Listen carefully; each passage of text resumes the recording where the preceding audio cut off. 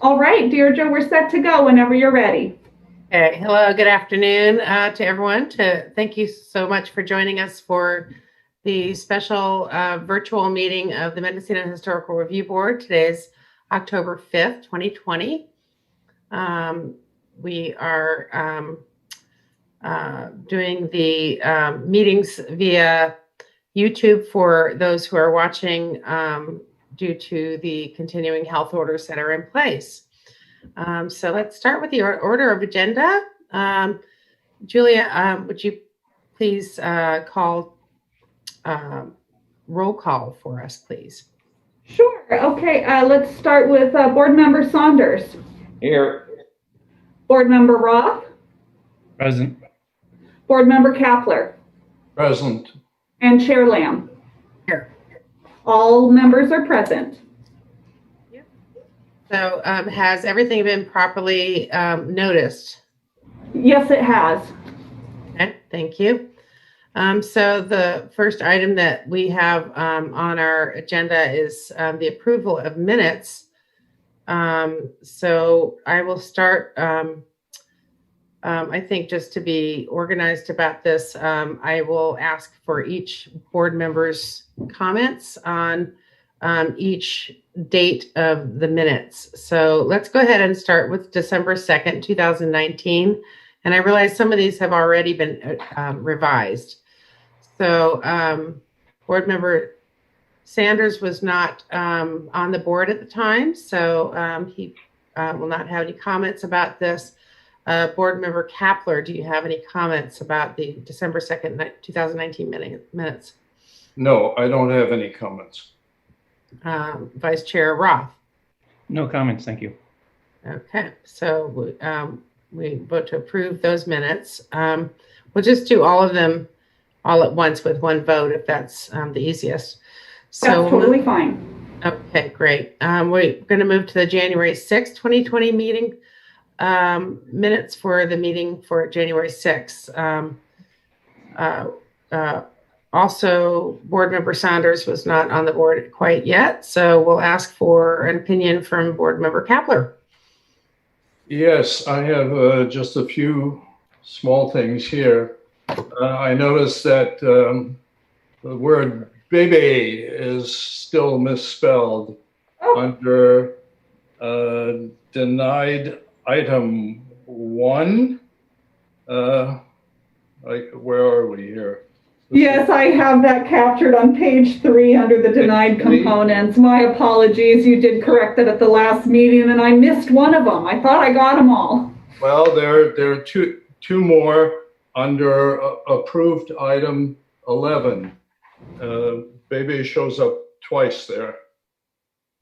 Okay, thank you. So that's correction on page 4. Thank you. There's no need for us to bring the minutes back if that's the only corrections. Is that the only corrections that you saw that need to be done, Mr. Kapler? No, then I noticed that the original, I think we only had like 10 items to discuss under this agenda item. And then under the approved components, we have an item 11. And to me, that's a little misleading. And I wonder if that should be a separate paragraph. And if you'd like, we could provide clarification that was added at the meeting by the review board. So that could be a separate item, and we just had numbered it as number 11 to keep with consistency, but that was sort of the alternate to the denial of the other 3 components on the previous page. Okay. And also for 11 then, I thought it would be clearer if it said 6 square foot sign over the Baby La Pan retail store entrance to make sure which store we're talking about. And that was it for me. Okay, thank you, board member Kapler. Board member Roth, do you have any comments regarding the December 2nd, 2019 minutes? No, I do not. Okay, thank you. And Mr. Sanders, as we mentioned, was not present for that meeting. So we will go to the August 3rd, 2020 meeting minutes. And at that point, let's ask for comments again. Board Member Kapler, do you have comments regarding the August 3rd, 2020 minutes? No, I don't. Okay. I believe let's see. Board Member Roth, do you have any comments about the August 3rd, 2020 minutes? I do not. Thank you. Okay. Board Member Sanders I wasn't there. was not there, so we will not ask for his opinion. September was Okay. my birthday. So okay, and that'll bring us up to September 14th, 2020 minutes. No comments from me. Okay, no comments from Board Member Kapler. Board Member Sanders, any comments regarding those None for minutes? me. No. Vice Chair Roth, do you have any comments regarding those minutes?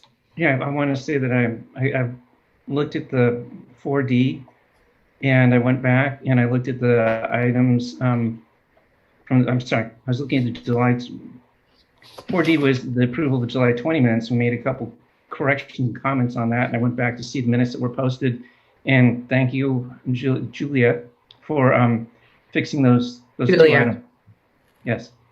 You're very welcome. So I'm now glad we're caught up now. Yeah. Yes, thank you, Julia Acker-Krog, for doing such a splendid job getting all these minutes organized so we can move on and we're caught up. Thank you. So I'll make a motion to approve the minutes as presented and the modifications on the Baby Le Pen and clarification on item 11. Do I hear a second? Sure. Second. Call for vote. Julia, please. Excellent. So we'll start with Board Member Saunders. Aye. Okay, and Board Member Kapler. Aye. And Vice Chair Roth. Aye. Chair Lamb.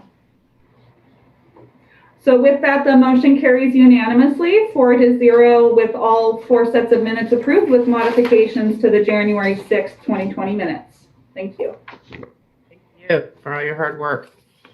Okay, so we're going to move on to correspondence. Have we received any correspondence for any items that are not on the agenda?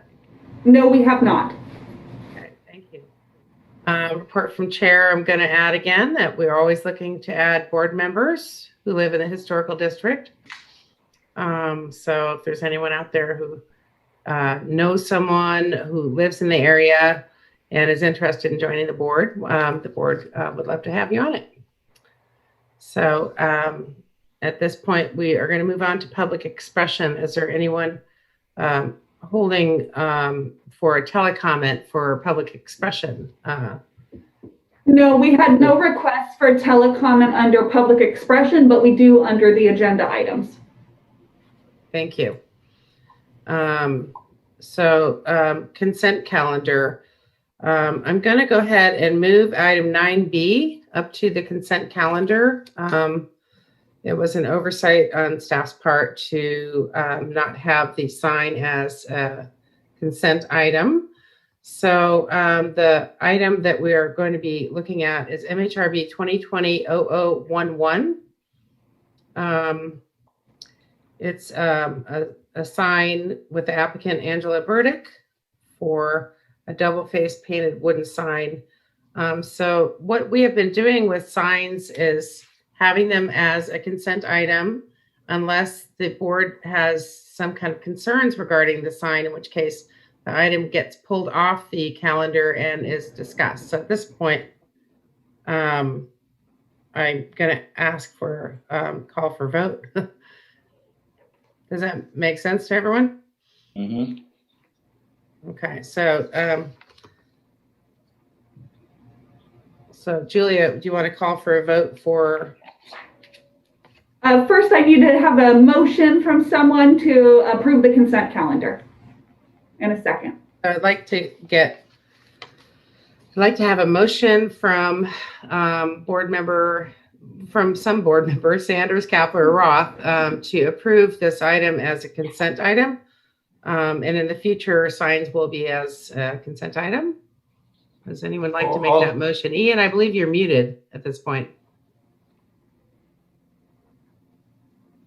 I'll go ahead and make that motion to move 2020 or 201. That was, which one is it? 2020-0011.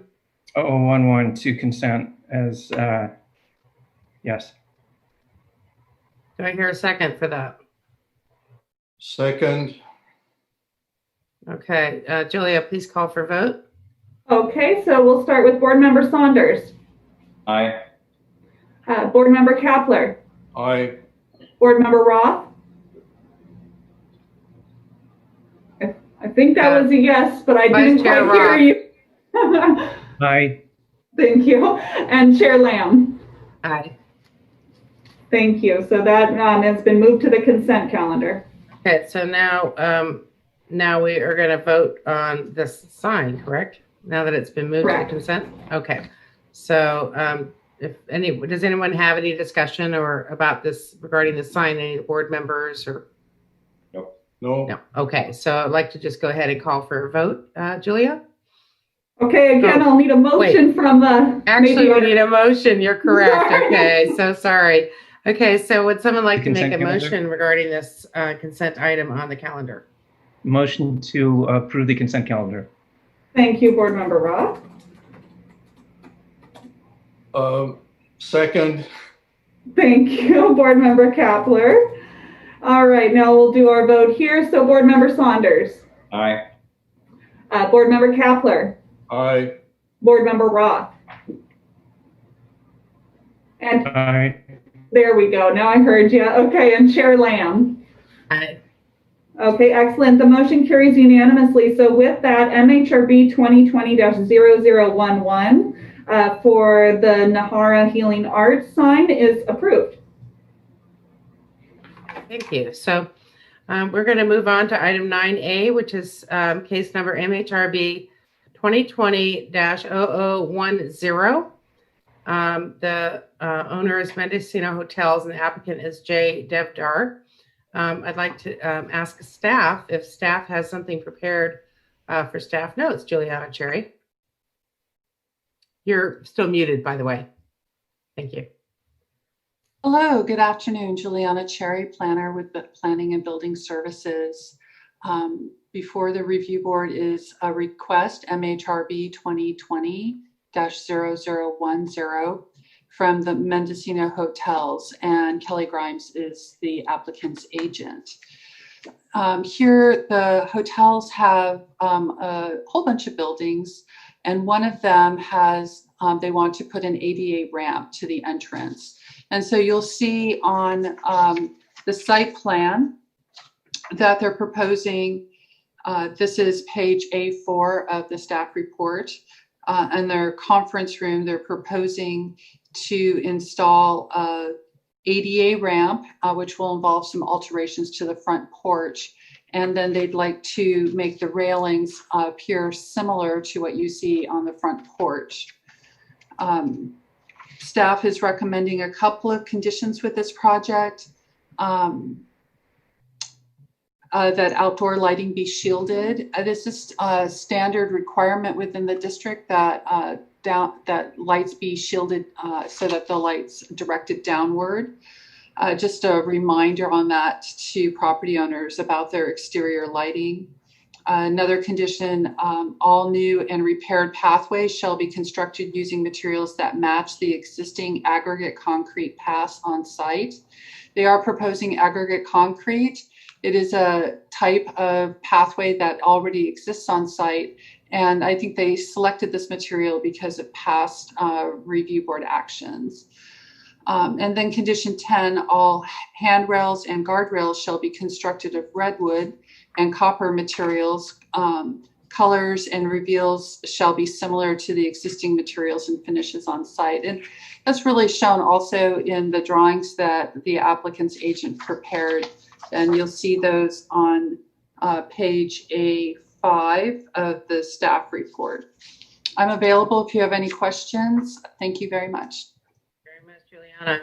So, Julia, do we have the applicant standing by? Is Mr. Kelly Grimes available for presentation or questions? Yes, I believe we've just let Kelly into the meeting. And Kelly, if you can unmute yourself and just state your name for the record. Good afternoon, Kelly Grimes, architect agent for the Devdaras. And thank you, Madam Chair, members of the board. Thank you, Juliana. That was excellent explanation. Basically, what we're trying to do is match the existing deck, how it's a solid railing. It's sided on the sides, and so we're trying to match that with a ramp. I think it's pretty self-explanatory. Does anyone have any questions? Question, because on the materials that you provided, there was one page that has the ADA compliant, the United States Access Board. It's this page here. I don't know if you can see that, but this page here. And under the photograph on the top, it says hardened materials such as concrete, asphalt, tile, and wood are sufficiently firm and stable for accessibility. I'm just wondering if there was any discussion at all with the clients about making the boardwalk wood, or and what came with your discussion about that. Yeah, first of all, to clarify, I did not supply that access board. Those are some generic guidelines for ADA accessible pathways. Thank you. As an architect, I would never advise someone to put wood as a pathway on the ground. There are existing concrete pathways. The wood would rot out. There are problems with some wooden walkways in town. And what they had to do with those is basically dig a trough underneath them. So, you've got stagnant water sitting underneath a wooden pathway. It's not a good solution. There are already existing concrete pathways on this site, and most of the new pathway is hidden behind this wooden siding. Thank you. So I'm going to ask the board members. We'll go one at a time. Board Member Sanders, do you have any questions for either the applicant or for Juliana Cherry? No, I do not. Okay, so Board Member Kapler. Do you have any questions? My question is whether we have any more detailed picture of the proposed ramp. The picture I have is tiny, and it's really hard to see what this thing is going to look like. I wonder if there's any better picture available. If I'm Juliana Cherry, Planning and Building Services, if you give me a moment, I'll try and put something up on the monitor, Okay. a more detailed picture. Thank you. Do you have any other questions, Board Member Kapler? Nothing else. No. Okay, Board Member Roth. You're still muted. You might want to unmute if you have any questions. Yeah, I'm having some stability in my internet connection. Okay. So do you have any questions for Mr. Grimes or for Juliana Cherry regarding this application? No, I do. Okay. All right. Thank you. So we'll just wait a moment here and see if Juliana is able to provide that document that was requested by Board Member Kapler. Perhaps I could help a little bit while we're waiting. Did you have a chance to go on site and look at the existing west-facing deck on the conference room building? Board Member Kapler? Yes, I did. I did not, no. Okay, well, have you gone to the site, it would be very clear what we are proposing. It's a front porch on this building that is your standard front porch. It's the width of the building. It pokes out about 6 to 8 feet from the front wall of the building. And instead of having railing that has, little 2x2 pickets of redwood every 4 inches on center, this has solid siding. So the siding goes up about 42 inches up the side. And so if you're standing on the porch, no one can see below your belt buckle. And we are proposing to build a concrete ramp on the side of the building, the inside of the building. You can't see it from the street. It's on the parking lot side of the building, and we are proposing to put a concrete ramp going up, and we're going to treat the sides of the concrete ramp with siding just like the front porch is. So it's going to be a solid wall. It's going to have horizontal siding on it up to about 42 inches. And that will march right up the sides of the ramp. It's hidden, it's discreet, it's an accessibility requirement. And if I don't say so myself, I think it's a very nice solution. Thank you. Okay.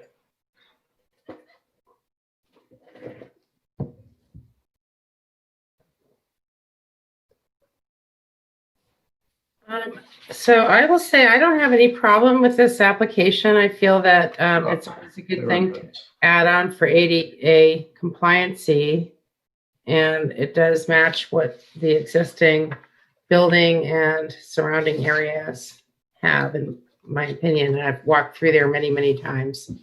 So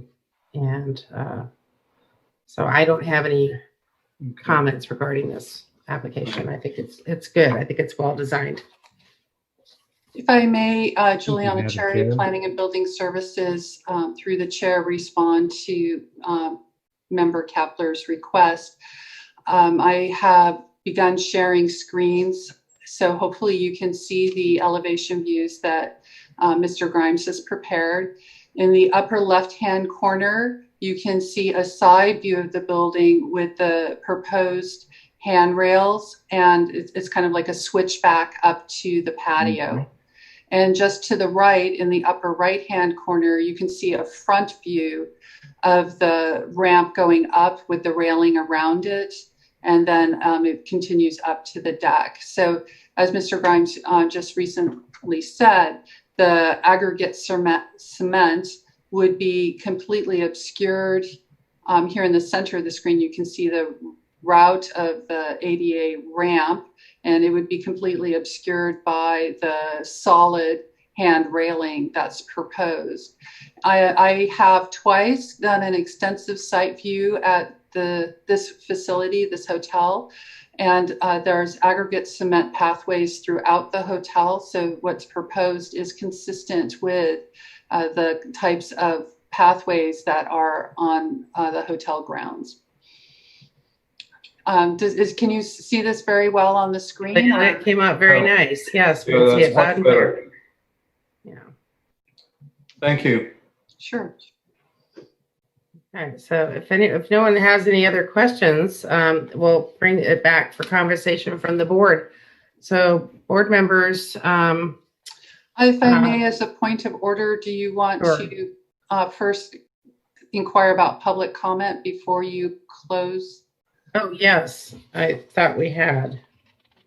Juliana, if I could have you just stop sharing screen there so we can Sure. see everybody, and then we do have one member of public comment here. Okay, so I'd like to, so Julia, do we have any members that would like to telecomment regarding this item? Yes, we have Lee Edmondson, who we've just added over to the line. So Lee, when you are ready, please unmute yourself. It is *6 to unmute if you're on a telephone. And state your name for the record, and you will have 3 minutes. And it looks like you just unmuted, so please go ahead. Can you hear me? Can you hear me? Yes, we can. Hi, Lee, we can hear you. Hello, everybody. Good health. I think this is a very excellently presented, documented project, very necessary for those of us who need ramps to get to upper elevations. I want to congratulate Juliana Cherry on her staff report and Kelly Grimes on his presentation, and I'm totally in favor of this. That's all I need to say. How do I unmute? Thank you very much, Lee. So I'm sure we'll hear from you again a little later on. How do I unmute? There we go. We've muted you. We've got you muted now, Lee, but it's *6. So Thank you very much.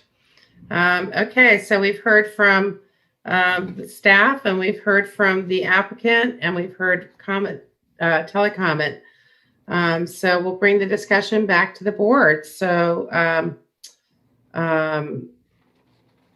Alan Sanders, do you have any No comments and questions about this? Yeah. Does it seem like you're in favor for this? I will be in favor, yes. Okay.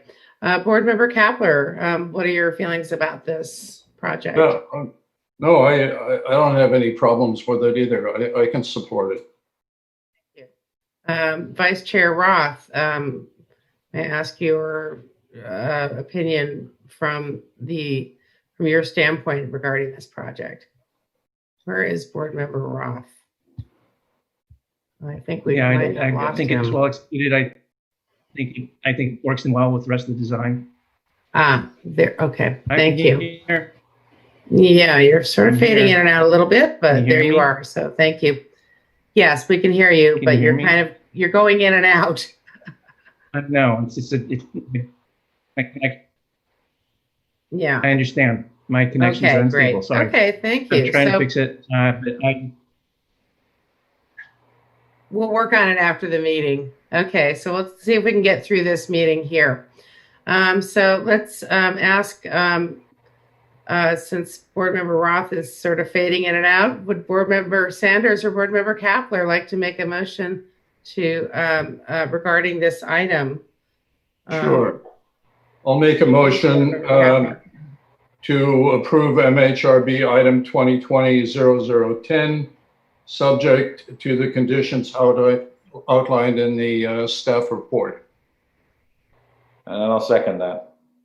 Okay, excellent. So now for our roll call vote, Board Member Roth. yes. Thank you. And Board Member Saunders. Aye. Board Member Kapler. Aye.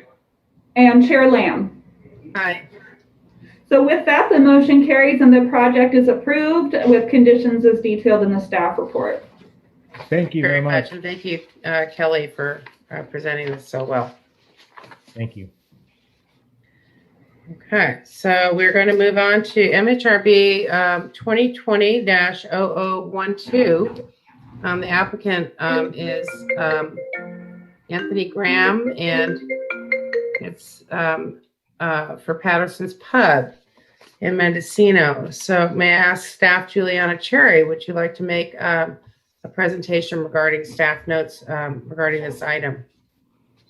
Yes, thank you. Juliana Cherry, Planning and Building Services. Before the review board is a request, MHRB 2020-0012, Patterson's Pub. Request to assemble 2 tents or canopies for outdoor dining during our public health order that restricts or limits indoor dining at the restaurant. This site is a Category 3 historic resource, and they're proposing to assemble the canopies in their current driveway area, which is on the south side of the building, and then between Patterson's Pub and Mendoza's Market, there's a garden area, and the second tent would be assembled there. Last week, I had an opportunity to sit down and talk on Wednesday with Tony Graham, and we went over the conditions of approval, and he had some suggested clarifications. So the staff prepared a memo, which I believe was published last week, maybe Wednesday or Thursday. And I hope that you've seen that memo. It was published on the website, but that's going to be the focus of my presentation, as I wanted to go over some revisions to the conditions that staff is recommending. Tony pointed out to me when I talked with him on Wednesday that the public health order may allow limited indoor seating. And so he wanted it to be clear that if, say, 25% of his normal capacity was allowed under the public health order, for him in his business, that would be 1 table, which really doesn't make it worthwhile for him to take down the tents during a rain season. So what he wanted was to clarify that the tents would come down under the following circumstances. 1, he doesn't have any intention to have the tents up during the dry season. He wants to take them down over the summer. 2, he would like to be able to have outdoor dining and have his customers protected from rain when there's limited indoor seating allowed. So he wanted that clarified, that it would be unrestricted indoor dining when the tents would be permanently removed from the property. So staff is recommending on condition 2 a clarification. The first part of that condition is a standard condition, and part B is added because the tents are really associated with a public health order and a rain event. So we're recommending to strike out this permit shall expire at the conclusion of the public health order restricting indoor dining, and suggesting that it be replaced with this permit shall expire when a public health order removes restrictions on indoor dining capacities. So this would allow him to have the tent when there are restrictions on indoor dining capacities. And then condition 12, we're recommending that unrestricted be added to that condition, and the revised condition would read, the tent shall be pulled down no later than the expiration date of this permit and within 1 month of a public health order allowing unrestricted indoor dining. I'd also like to note that in the published staff report, the conditions were not sequentially numbered. And so this condition 11 as published would be renumbered condition 12. And then the published condition 13 would be renumbered condition 14, if that's what the review board chooses. Condition 14, we're suggesting just some clarifying that this MHRB permit would be effective only during the public health order. If the public health order ceases, there would be unrestricted indoor dining, and the applicant would not have a need for tents for outdoor dining. We also kind of took this opportunity with Mr. Graham's proposal to have outdoor dining to think about the possible difficulties or conflicts with our codes. And so we wanted to recommend some other conditions. For example, we have a noise ordinance. And recently talking with Fort Bragg Electric, I learned that a typical outdoor generator operates above our noise ordinance by about 5 decibels. So we wanted to be clear with outdoor dining, with a pub, there could be sports televisions outside, trying to envision what kind of sources of noise might be occurring with outdoor dining. And so we wanted, as a condition with this permit, to remind the property owner that there is a noise limitation, I believe of 55 or 65 decibels, which we would expect the outdoor dining to be below the ambient noise in town. Also signage. Some restaurants here in the city of Fort Bragg have put up outdoor dining canopies, and they've included flags and signs and images of their business. And this approval for a tent does not come with approval to increase signage. So if the property owner needs to have signs, we do have sign ordinances in place, and that we expect them to be in compliance with that. For example, a wayfinding sign like exit here or entrance here, we have sign ordinances in place already that cover those kinds of signs. But adding additional signage or product labeling outside under the canopy, they would need to come back to the review board and ask for those sign permits. Exterior lighting, we do have requirements regarding exterior lighting, and some of these canopies are just so beautifully illuminated. But again, this is an opportunity to remind the property owner that exterior lighting needs to be down shielded and not reflect past the property boundary. That's reducing glare in town is something that I've heard the review board really value. And so I think this is just an opportunity with outdoor dining over the winter to talk about that lighting does need to be down shielded. So with that, those are staff's recommendations. I have had an opportunity to think a little bit about what if the public health order goes 2 winters. Typically, MHRB permits are for 2 years. So during the dry summer months, when we're not having a rainy season, if the review board would like to limit and not have tents up during the dry summer month, if you'd like, we can craft up a condition for your consideration. We can put something up on the monitor, say, or something like that. I'm here if you have any other questions. Thank you for this opportunity to present the project. Juliana Cherry. So, Julia Acker-Krog, do we have the applicant standing by for comments? Yes, we do. We've just added Mr. Graham here to the meeting. So, Mr. Graham, if you can unmute yourself and then please state your name for the record. Good afternoon, everybody. Tony Graham here with my wife, Mary Ann, and my bar manager, Jeannie Dobbins. I have a few comments, if you're willing to indulge me for a few seconds. Go ahead, please. Trying to run a business, especially a restaurant during a pandemic, has been nothing short of a nightmare. It's been almost 250 days since the lockdown. Empty streets, shuttered businesses. At last count, there are 15 businesses for rent, or their spaces for rent, with for sale signs, and probably another 10 or so on the brink.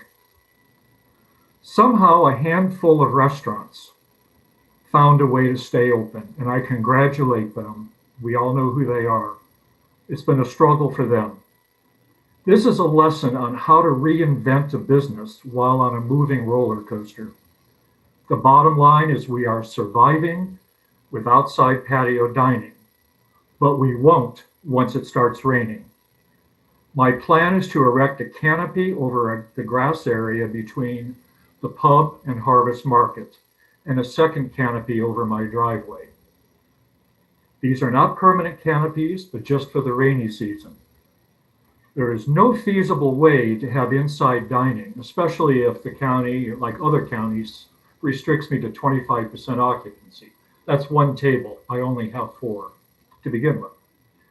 And I can't maintain social distancing inside such a small pub, nor comply with any of the protocols that the pandemic requires.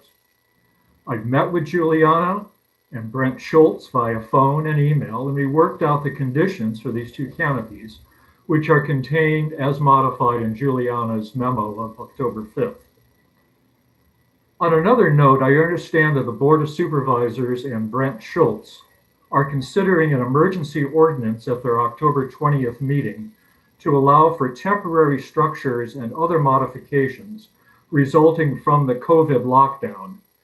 And I applaud them all for helping out the village of Mendocino. If you have any questions, I'm happy to answer them. Thank you very much, Tony. Do any of the board members, Board Member Sanders, Board Member Kapler, or Board Member Roth, have any questions for the applicant? Or for Juliana Cherry? Nope.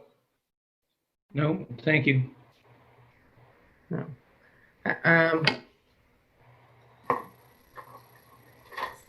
So I'd like to bring it back to the board for discussion. Well, we still have, we have one request for telecomment on this item. Okay, thank you. Yes. Do we, can we bring in whoever we have waiting for telecomment? I don't have a list of who that might be. We've just brought in Mr. Edmondson, and Lee, go ahead and unmute yourself when you are ready, and you have 3 minutes. Am I unmuted? I followed the instructions that the prompt gave me. Yes, you hear me? Yes, we can hear you, Lee. Okay, thank you. Very excellent presentation, wonderful staff report, good revisions. Emphasis should be on temporary. I think the conditions that the county is asking of the applicant, Mr. Graham, are reasonable. And I think that we are all very much aware of during this COVID crisis, we need to be flexible, adjust the rules according to presenting reality. And I'm fully in favor of not only this tent application, but any other tent applications that might be presented from the town of Mendocino during this COVID crisis. Emphasis on temporary. I would also like to suggest, I read the comments that came in on some of these, on this project, and I would like to echo a sentiment which is simply this.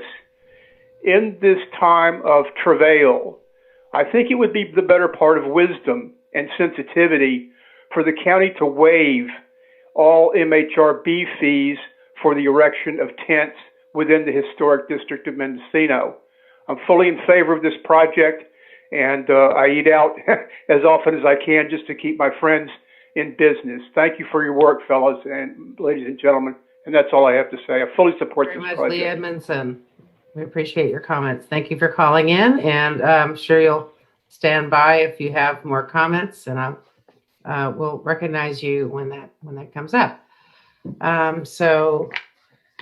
And that was all the requests for telecomment that we have. So now we're back to review board discussion when you're ready. Okay, so let's get back to discussion from the board. I'm wondering, Mr. Sanders, do you have any questions regarding this project? I don't have any questions. I think it was pretty well thought out. I read through, and I also read through all the public memos that came through. And assuming the tent is not, just becoming inside dining, I think it's really good.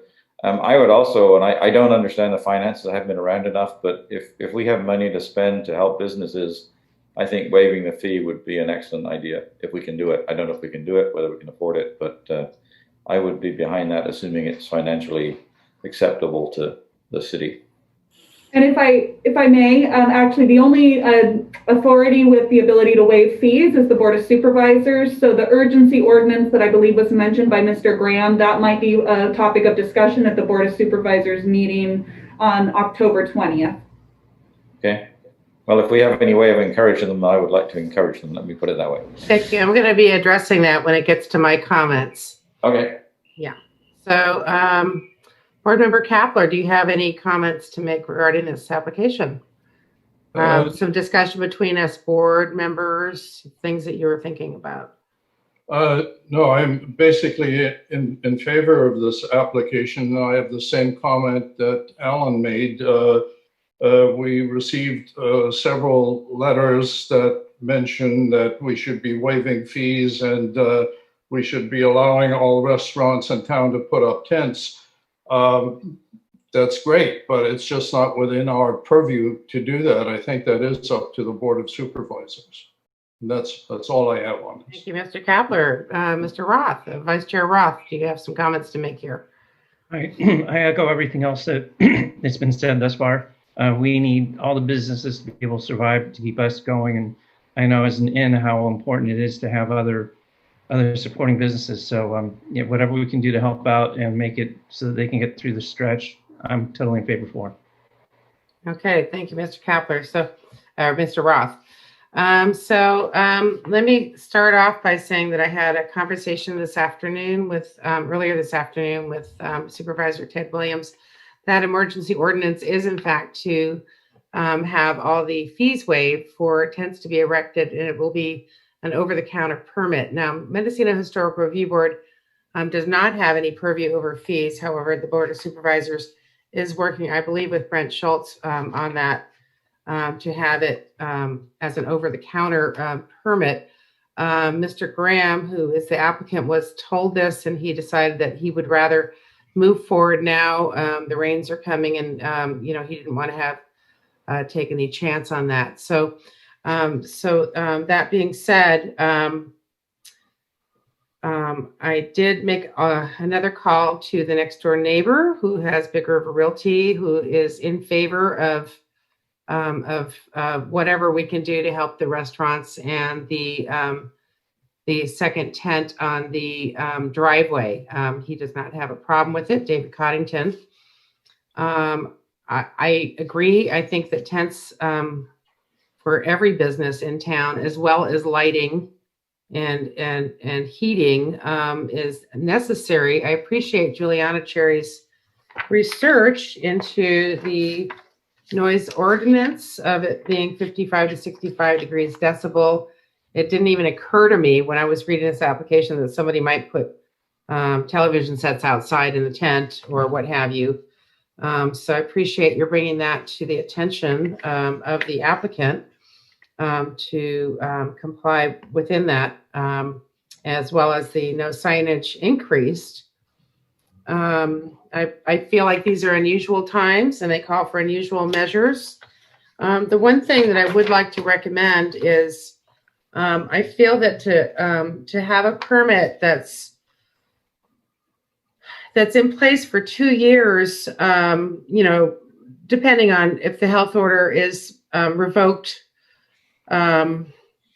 that seems like a long time for tents, to have tents up for 2 years, in which case I also did speak with Supervisor Williams regarding this, and he agreed in favor of the tents being up from November 1st through May 31st, 2021. And further, and then so June 1st, that restaurants would go back to outdoor dining, which within our moderate climate here, it never really gets too hot or too cool. It seems to be fine for the summertime months. But then to further extend the permit for tents to be erected November 1st, 2021 through May 2022, if the health order is still in place, even where it's requiring limited seating of 25 or 50% or even 75%.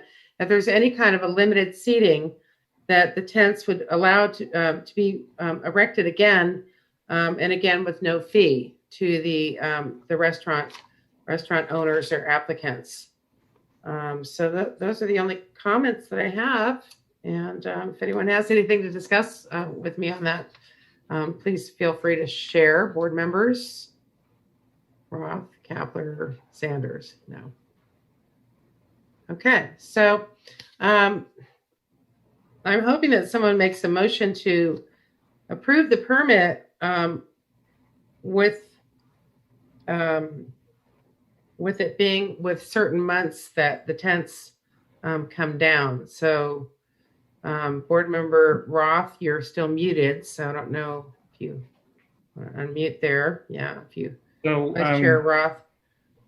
yes, about the months limitation, wasn't there something that Juliana Cherry talked about in terms of what was, I mean, do we have to really state months within it? I think we do, because I think if we give it too much leniency on here, that things start to slide this way and that it really has to be somewhat clear on, because the application for Tony Graham was for those specific months, November 1st to May 31st. So we're going with the applicant's request. Okay. However, further agreeing that without any one having to come back before the board, that the Board of Supervisors can further agree that if in the end of the fall of 2021, that it appears that something has backslash as far as the county slipping and the health order being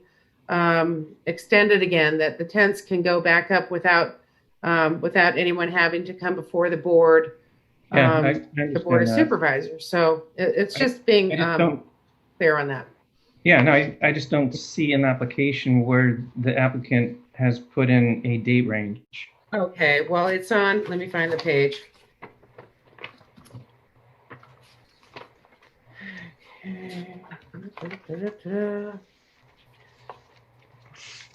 The staff? I believe it's probably on page A2 where they describe their project. The canopies will be Correct. erected no later than November 1st when the winter rains begin, and Thank will you, be removed Juliana. no later than May 31st when the rain season ends. I Correct. did take an opportunity to draft a possible condition, and if you want me to share screens, I can make some changes to it as you guys feel free. Just let me know. We were able to find that, Vice Chair Roth. No, It's under that's project description questionnaire, and he didn't put the years on there. The canopy will be erected no later than November 1st when the winter rains begin, and will be removed no later than May 31st when the rainy season ends. And he didn't put the year, but I was going to suggest that with the motion that we add that the November 1st begins in 2020 and May 31st ends in 2021, but that we further approve tents to go up should the health order still be in place or be revoked, that it would somewhat be in place November 1st, 2021 and ending in May 31st of 2022. I have no problem with that. So Yeah, it's a reasonable addition. I think, I don't think anybody wants it to go on any longer, but if it does, that's that's good. Right. That's what I'm So I'll make saying. a We're just motion. trying to, we all want the businesses to succeed. So would someone like to make a motion for I'll make this, a motion to approve MHRB 2020-0012 in the stipulations that it starts November 1st, 2020, ending May 31st, 2021, starting up again if the health order is in place, November 1st, 2021, ending May 31st, 2022. for the tents as proposed? Okay. Um, I'll second that. Thank you very much. Julia, would you like to call for vote, please? Sure. So that was a motion by Board Member Roth to approve the project, and I'm assuming that is with the modifications to the conditions as recommended by staff as well. That's correct. Yes. Right. Okay, excellent. And including an additional condition regarding the months of operation, November 1st to May 31st of this year and potentially the next year if required. That was seconded by Board Member Saunders. So we'll go ahead and start with Board Member Kapler. Aye. Okay, and Board Member Saunders. Aye. Board Member Roth Aye. and Chair Lamb. Aye. So with that, the motion carries unanimously and the project is approved. Tony Thank here. you very much. I would like to thank all of you, assuming you can hear me. Yes, we can hear you, Tony. Thank you. Especially Ted Williams and Brent. I really appreciate your help. This means a lot. Very much. Okay, so we're going to move on.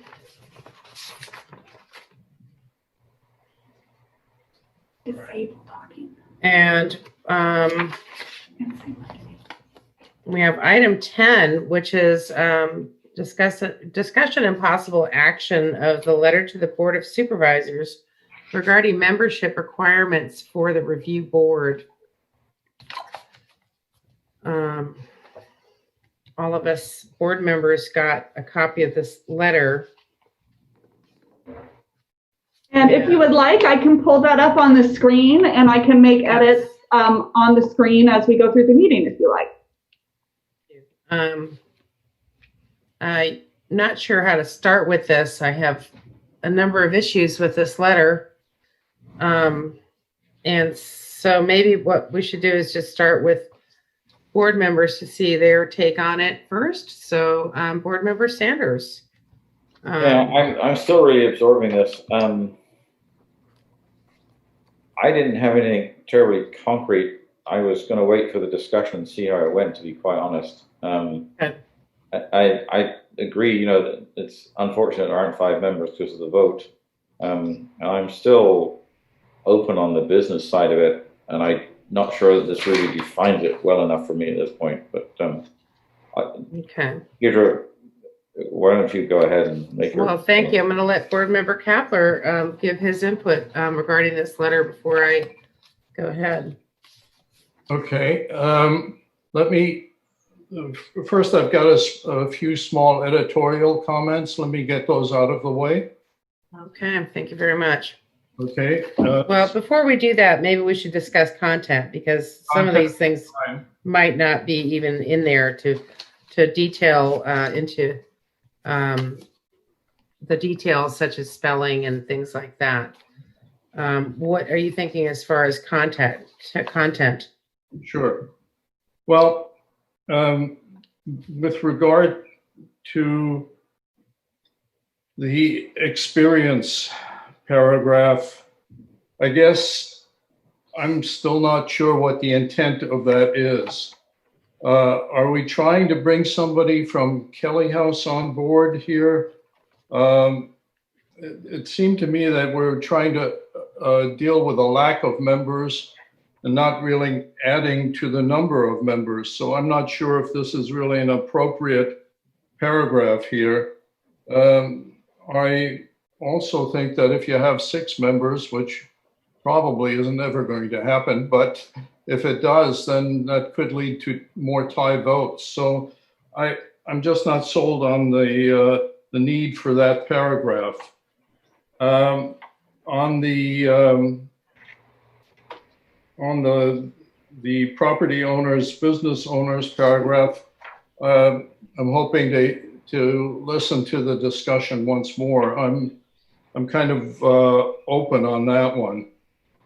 With regard to term limits, I really don't think that it's a good, I can agree to changing the terms from 3 to 4 years, but I don't think it's a good idea to remove the term limits. I think, frankly, if you have 2 4-year terms, that's 8 years, that's an eternity. So I don't think you really need to remove the term limits. And if you remove term limits, then you have this sentence in there about if there is a board member that is no longer fit to serve, the supervisor has the option not to reappoint. That's kind of a questionable item as far as I'm concerned. What does it mean, no longer fit to serve? And do we want to ask the supervisor not to reappoint a board member? So I would do away with this idea of doing away with the limitation on the number of terms. I think 8 years is frankly enough. So that's my comment. Okay, thank you very much. So, Julia, may I ask, was there anyone who was going to call in for telecomment? I had a number of people who requested that they might. Yes, we have Harold Hawk available on the line, and then we also have 2 unidentified callers that did not sign up for telecomment. So it'll be the choice of the board whether or not you wish to hear those items. Oh, and I see we also have Mr. Graham has raised his hand to also provide comment as well. Thank you very much. So let's go ahead and go through the telecomments if you would not mind, Julia. Okay, perfect. So we'll start with Harold Hawk, who has signed up. So Harold, I've just moved you into the meeting here. When you are ready, please go ahead and unmute your microphone, and you've got 3 minutes. Thank you very much. I appreciate the opportunity to speak to the board on this issue. In looking at this letter, I can understand the emphasis that you have in trying to find ways to interest more people serving on the board. I know when I served on the board, we had similar issues. There were times when we didn't have a full 5-member board. But in looking at this letter, I have some concerns about what is being proposed. I think that the first paragraph, the expertise paragraph, that to me is a very difficult idea to accept, that the board would have somebody who has some theoretical knowledge as proposed by somebody and assessed by somebody that would make them qualified to sit on the board with all of the rights that a board member has. I can remember back in the times when I was serving, there were a couple of times where we wanted expertise in historic preservation issues, and we were able to use the State Office of Historic State Historic Preservation Office for expertise when we needed it, and that happened, I think, one or two times during my period. They are the true experts in historic preservation, and to have somebody be able to sit on the board from anywhere in the county, to me, is not a good solution. And I would urge you not to adopt that part. In the experience part, the second paragraph there, I think that is a reasonably good idea. What it's basically saying, as I read it, is that if on a particular meeting, you know that you're going to come up short of a quorum or a board member, that you reach out within sufficient time to a past member of the Historic Review Board to come and sit in for that one meeting. That would help you, I think, get around the issue of perhaps not having the quorum or not having a odd number of members seating. So I think that might have some merit to it. I am very concerned about the idea of having business owners, particularly business owners who are not residents and property owners in the community, serve on the board. The business owner is owning the business and owning the property that the business is housed in, then obviously they have a right to serve on the board. On the other hand, pardon me, Harold, Chair, that was the 3 minutes. I'm not sure if you wish to allow the speaker to continue. Thank you. Let's give him another minute. Yeah, thank you. I'm ready to finish up. Harold, just about ready to wrap up. Yeah, thank you. I would encourage the board to not allow the non-property owning business owners in the community to serve on the board. And with respect to the point of view estates item, that is an interesting thought, in that the point of view estates are essentially a part of the community, even though the regulations are not directly applicable to them. They are affected by what happens in our community, and they may be a source of additional board members. I think I could support that particular paragraph. And with respect to term limits, I'll leave it there. I think that I would recommend that you keep the 3-year term, but based on my experience with the MCCSD, where we do not have term limits, I don't see it as a problem. You've got the expertise in the longstanding board members. Board members term out naturally over time. I think that you could do away with the two-member term. So that's my thoughts on this letter. Very much, Harold. Thank you for your comments. Julia, who do we have next for telecomments? So we didn't have other requests to speak on this item, but I do have Mr. Graham has raised his hand if we'd like to hear his comments. Yes, Tony, would you like to voice your opinion on this one? Can I ask staff a quick question? Sure. Vice Chair Roth. Yes, we're recognizing you.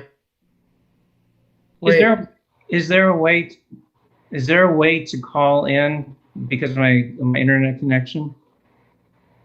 Yes, you can call in. Julia, do we want to give him the phone number that he can call in and then put his name instead?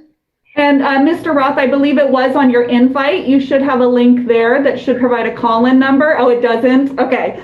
I can't. I was looking for the email and I cannot find it. Hey, no problem. Board Member Roth, you might want to try. You might want to try shutting off your video and see how it works. I've noticed whenever I get unstable connection here in Ukiah, I shut off my video and it seems to work better. Why don't you give that a try, Vice Chair Roth? Okay. I'm working on it. Oh, we can hear you nice and well now. Has my picture gone away? Your picture's still there. The Siegel Inn. Not his picture. Your face has gone away. I know, but I picked on my vid. There we go. No, I'm choosing my virtual background and I'm selecting none. I'm selecting the Earth. There we go. Okay. Now turn off your video and see if that works. Psychedelic. No. Well, maybe it's just video though. If that's a still shot, that still may work. Okay. All right. So let's move on. Except that I'm not supposed to be showing my. Yes, it's not quite protocol there to have your Siegel in as the. I can't see it well enough. I didn't see that. Yeah, it's not. Sort of not allowed in our meetings. Trying to change it. Okay, so we are at the point, I've just brought Mr. Graham here into the meeting for public comment. So Mr. Graham, I see you've unmuted yourself. Please know you have 3 minutes, and please just restate your name for the record. Tony Graham, Patterson's Pub. I've been around here since the early 70s. I've had my law practice here. In the last 25 years, I've had my Irish pub. I've really got a vested interest in this community, emotionally, economically, and otherwise. And I really think it's important that business owners, and especially those that own the property on which they conduct their business, have a voice on what happens on the review board. I mean, comparatively, somebody could move into the community next week, rent a room somewhere, and just because they're a resident and a tenant, they can be on the board, where I can't. As a business owner and a property owner, I really think we could increase the pool of qualified people who have a vested interest in this community by allowing business owners who also happen to be the property owner to be on the board. I know the devil's in the details, but I'm sure we can figure it out. And I think it'd be best for the entire community in maintaining the historical integrity of this town. Thank you. Thank you very much. Julia, do we have someone else on board for telecomment?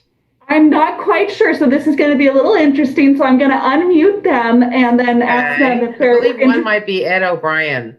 Okay, well, I'm going to start here with our 707 area code here. So I'm going to allow this individual to talk. So for the person with the 813 telephone number, could you please unmute yourself using *6, and then please state your name for the record.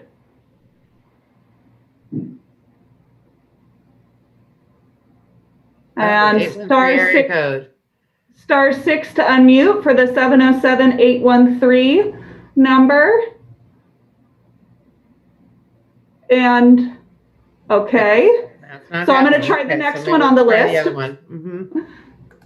Okay, so then this other caller I'm bringing in, this is a 562 area code. And caller, if you could please unmute yourself when you're ready to speak, and it's *6 to unmute.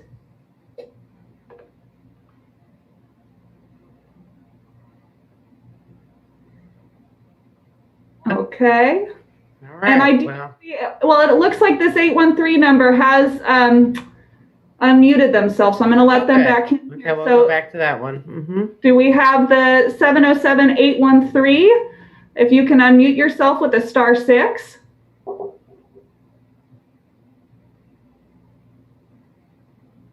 And still *6 to unmute if you'd like to speak. Okay, and seeing neither unmuting, I'm going to go ahead and pull them back out of the meeting. So. Okay, thank you very much, since they weren't scheduled. Okay. Okay, so regarding this this letter, I have touched base with 2 of our past chairs from Mendocino Historical Review Board that I really value their opinions a lot, Dan Potash and Kathleen Cameron. And I want to just read a few sentences from Kathleen Cameron. If the proposed MHRB letter contents are adopted, there is a possibility that the review board could someday be made up of 4 people who do not live within the town. It is not fair that people who live elsewhere make decisions over the people who actually take the consequences of the board's actions. For instance, I can't be on the Fort Bragg City Council, even if I'm a property owner there, because I'm not a resident. I can't be on the Elk Water Board, etc. It's just not a good idea. Her opinion was the residents of Point of View Estates opted out of the historic district when it was created, as they didn't want the restrictions to apply to them. Why should they now make decisions for residents within the district? Former chair Dan Potash called in last month regarding property owners and business owners being on the board, and in the almost 6 years that I've been on the board, it seems to me that applicants that live in town have been at the point of like respectful when they put their applications in, and it's not based on finances, on money. And it seems to me that over the years there's been some applications that are based on the finances, and as Dan Potash so aptly put last month when he called in, if this could be finances from employees, from investors, from partners, none of who live here, and to try and make agenda items pass just because of monetary value. And on this, it says no more than 2 seats. So what Kathleen Cameron is saying when she says that it could possibly be 4 people who do not live within the town, on this letter it says that the recommendation is for 2 seats for property and business owners, and a seat for the Historic Preservation Museum curator, and then if someone has retired or termed out that possibly has moved out of the area, for them to also sort of be on the board. And that is quite a concern. The board has seemed to always manage to pull a rabbit out of the hat, as they say, and been able to find someone to fill the seats. And I'm just hoping that someone does come forward with that. Term limits. The 3-year term limit for me, when I got to the end of 3 years, it was a good opportunity for me to look at it and decide if I wanted to continue and be on the board. And it did take some thought, and I ended up going another 3 years. But I agree with Board Member Kapler that to have 4 years and then look at, okay, I just got through 4 years. Do I want to do another 4? That's 8 years. That's a lot longer than 6. And I feel that would actually reduce the number of members that would want to be on the board rather than increase. And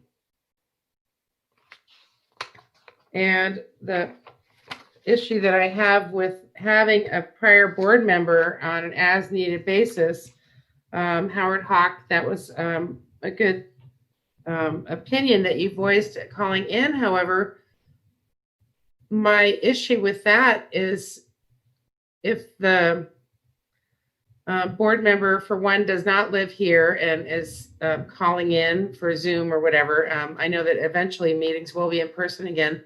But the second issue is that there seems to be a lot of continuity with these meetings. So if you have a meeting where the item has been continued, 2 or 3 months down and they've made their revisions, or if, and then we have the minutes, that a prior board member, unless they're really following along closely, is not going to be able to keep up with the continuity of the item.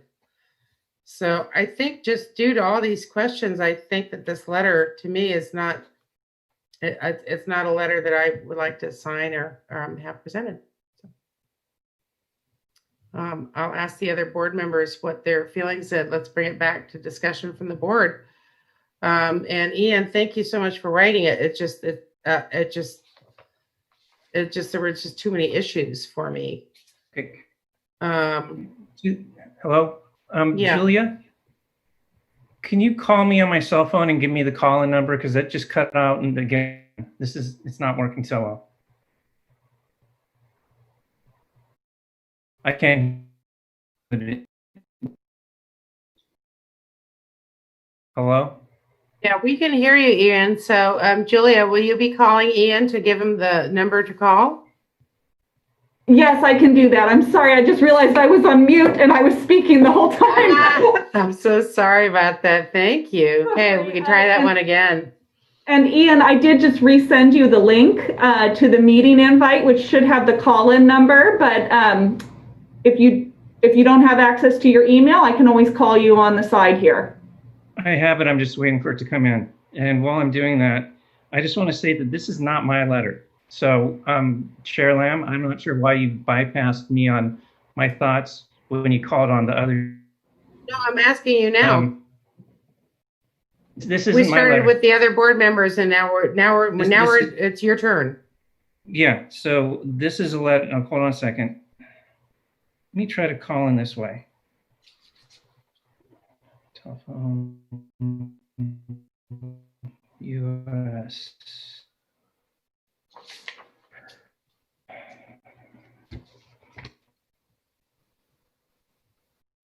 And maybe what we could do, Chair Lamb, is just take about, a 3 or 5 minute recess just to allow Board Member Roth to get connected here. Okay, I think that's a good idea. So let's recess for 3 minutes.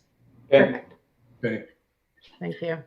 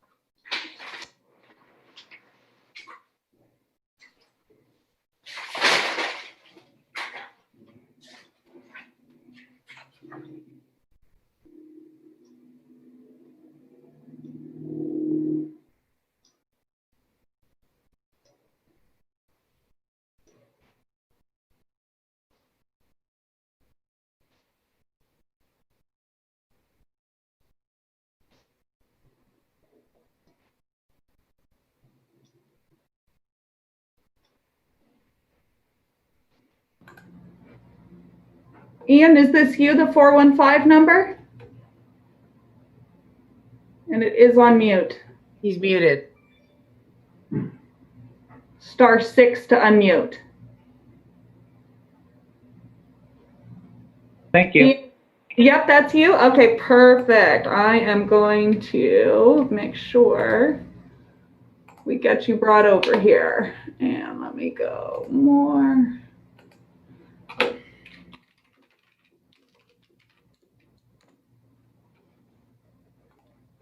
Okay, there we go. Now we should have everyone here in the meeting. There we go. Okay, very good. So Ian, let's hear your comments about the letter that was written.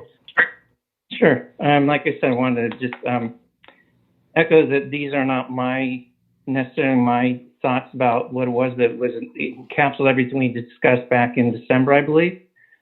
So on the expertise, I don't think there's any interest in trying to get the Kelly House Museum curator in here. And I don't know that she has the interest or the time.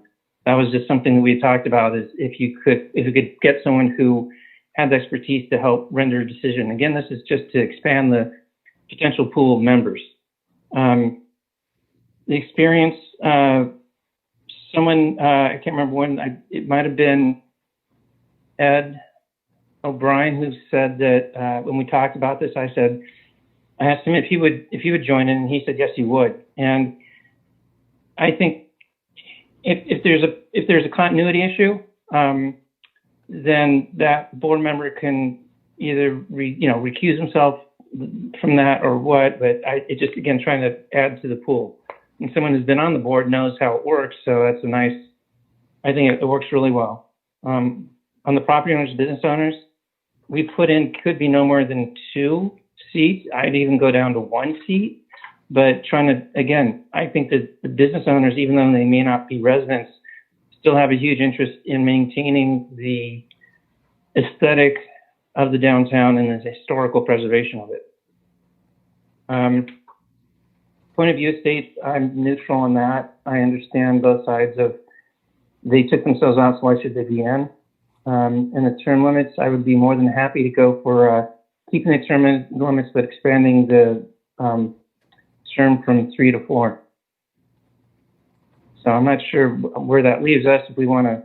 Thank you. That leaves us that we're on opposite ends of the spectrum as far as what I'm willing to back up and what you are willing to back up. So should we take a vote on each of the different points and see what? I suppose we could do that. I don't think there should be. I just think that, you know, I've had issues in the past just being on this board and seeing issues.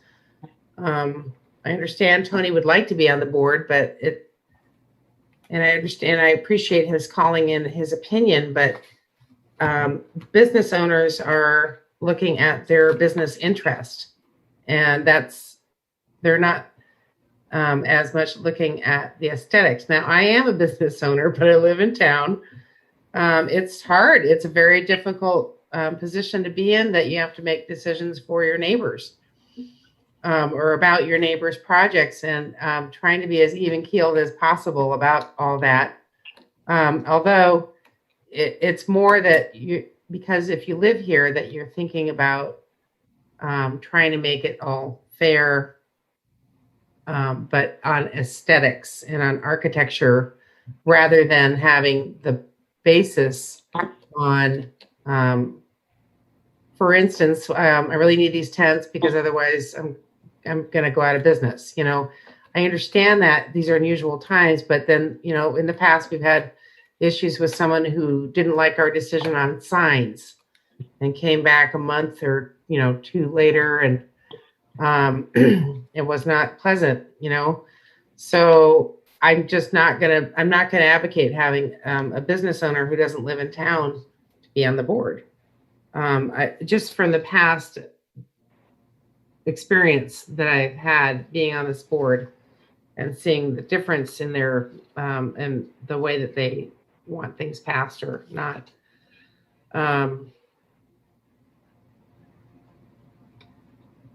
Expertise, I don't know. It's confusing because it's expertise, but it doesn't say expertise that they have to live here. There's nothing in that expertise paragraph that says someone who has expertise but lives like in the Mendocino Historical District. So I believe that the discussion was to add someone with expertise, but someone who lived within the district. Up to the grammar school. That was my understanding, that to add someone who perhaps they have a degree in history or architecture or something like that, but they live in the district. The way that this is written, it could be anybody. Go ahead. I know it. So the issue is that we already have it open to anyone who lives in the district. And so putting a limitation on a seat that says experience doesn't help us get more population that's allowable who could be on the board. So we only have a limited number of people who live in the village. So we have to think a little creatively. If you expand it outside of the village, if you keep it within the county, is that allowable? Does that make sense? I mean, I think the county is too broad. I think maybe Mendocino area. Maybe if it goes within 5 miles of Mendocino town or something like that, 3 miles, or I don't know what the other board members feel about that, but I think Mendocino County is too broad, in my opinion. If you're living over in Hopland and you're on the board, you're not really going to have any sense of what's going on here in Mendocino Village or town. Well, hopefully you would if you have a background of expertise and you understand historic preservation. I mean, that's the whole concept. That was what we were discussing before. I mean, I know this is the first year that you've been on this board, but there have been items such as our street lamps are a good example where PG&E came to the board. That meeting went till midnight, but with they were called historic street lamps, and the choices that we had, and this meeting was standing room only and took a lot of hard decisions, were historic they brought in New Orleans, which had little curly cues. They brought in historic of Atlanta, Georgia. They brought it. So Mendocino has its own flavor, and to bring someone in just because they live somewhere else and have a degree, it concerns me. If they don't actually have hands-on, like be in this town, on a regular basis, at least, weekly or daily, something like that. So. Home, you're muted. Oh, you have a comment on this? Yeah. Oh, you're muted. There you go. Okay. Can you hear me? Yep, we can hear you now. Okay, great. Look, we're talking about a letter to the Board of Supervisors from our board. And to me, that means that we have to be unanimous in terms of what we put in the letter. I just can't see us putting paragraphs in that somebody or more than one person objects to, and then saying this is the view of the board. It just doesn't make sense to me. So it seems to me there are 3 paragraphs here: expertise, property owners, business owners, and term limits, where clearly issues have been expressed. And I don't think there is a unanimous view that those ideas should go forward to the Board of Supervisors. So to me, the only question here is we're left with the experience paragraph and with a point of view estates paragraph. And the question is, do we still want to go ahead with a letter with just those 2 paragraphs in it? So Board Member Sanders. Kappler? Yeah, maybe I'd like to ask Board Member Sanders his feelings about this. Well, yeah, I've been thinking as this has been going on. I mean, I think in terms of the expertise and the previous experience, it would seem to me there's nothing to stop us finding people or approaching people who were previous members of the board or whatever to get an opinion on something that we need to get an opinion on. They don't necessarily have to be members of the board. So I think that issue could be resolved that way. In terms of the business owner piece, I kind of don't have a history, but I see both sides. I mean, suppose you had a board that consisted purely of property owners with no business people in it, you would have no business perspective at all. So that I'm not sure would be a good thing. So I'm wondering if there's a way. I mean, at the moment, basically, we have 2 business owners and 2, I assume, 2 property owners. I don't know Board Member Kappler's background. And that seems to be a reasonable balance, even though you are both residents. I mean, but if we had a board that was just residents with no business owner, it seems to me that's what we've always had. Well, it just seems to me that you would be missing a viewpoint, which I think is what's being expressed. So I don't know. It's been brought up many times over the years, but go ahead. I don't know if there's a way of limiting the business participation so it doesn't totally, overwhelm the rest of the discussion. But I do think having someone with a business input on the board at the moment, as you say, we have 2 people, is a good thing. But if you ever got to the point where there were 4 property owners and no business people in there, that would, to me, be a bad thing. So is there a way of structuring this so it covers that eventuality, is what I would say. I don't frankly understand the problem with the point of view estates. I don't have any history on that, so I have no comment. And on term limits, 3 years seems fine to me. 2 4-year terms seems like something I might actually not survive, so I'm not really interested in that. So I'm fine with the term limits where they are. So that would be my input. I would maybe focus on the property owner business paragraph and see if there's a way we can come to some sort of agreement, because I can see both sides of that argument, particularly, as I said, if you ended up in a situation where there were just property owners. Part of my interruption, Chair Lamb, we do have an attendee, Mr. Edmondson has raised his hand, I believe probably hoping to speak on this item. Since you're back at board discussion, it's entirely up to you whether or not you'd like to. We'd like to please bring in Lee Edmondson for a telecomment. Excellent. So Mr. Edmondson, I've just brought you into the meeting here. When you're ready, please unmute yourself. It's *6 to unmute. And please just restate your name for the record. Lee Edmondson for the record. Can you hear me? Yes, we can hear you. Thank you. Okay, I'm sorry. I've been trying to get through. This is one of the items that I really wanted to speak on. Thank you for allowing me to. I think this letter is well intended and full of pitfalls, full of unforeseen circumstances. I'd like to point out, first of all, that there are 562 assessor parcel numbers within the town of Mendocino. That's not counting point of view estates. 553 of them, the tax bill goes to someone out of the area. Okay, so I think that opening it up for property owners, you could end up with property owner membership on MHRB with someone who doesn't even live in the town. In fact, you could end up with someone who doesn't even live in the county. I'll give you 2 examples. 2 of the applicants before you today. One owner is Mendocino Hotels LLC, and their applicant is resident of Berkeley. And another applicant for the sign lives in Aguanga, California.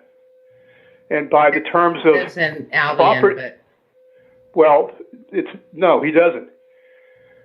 His address on the application form, he has property in Albion, but he also has property here in town. But he doesn't live here.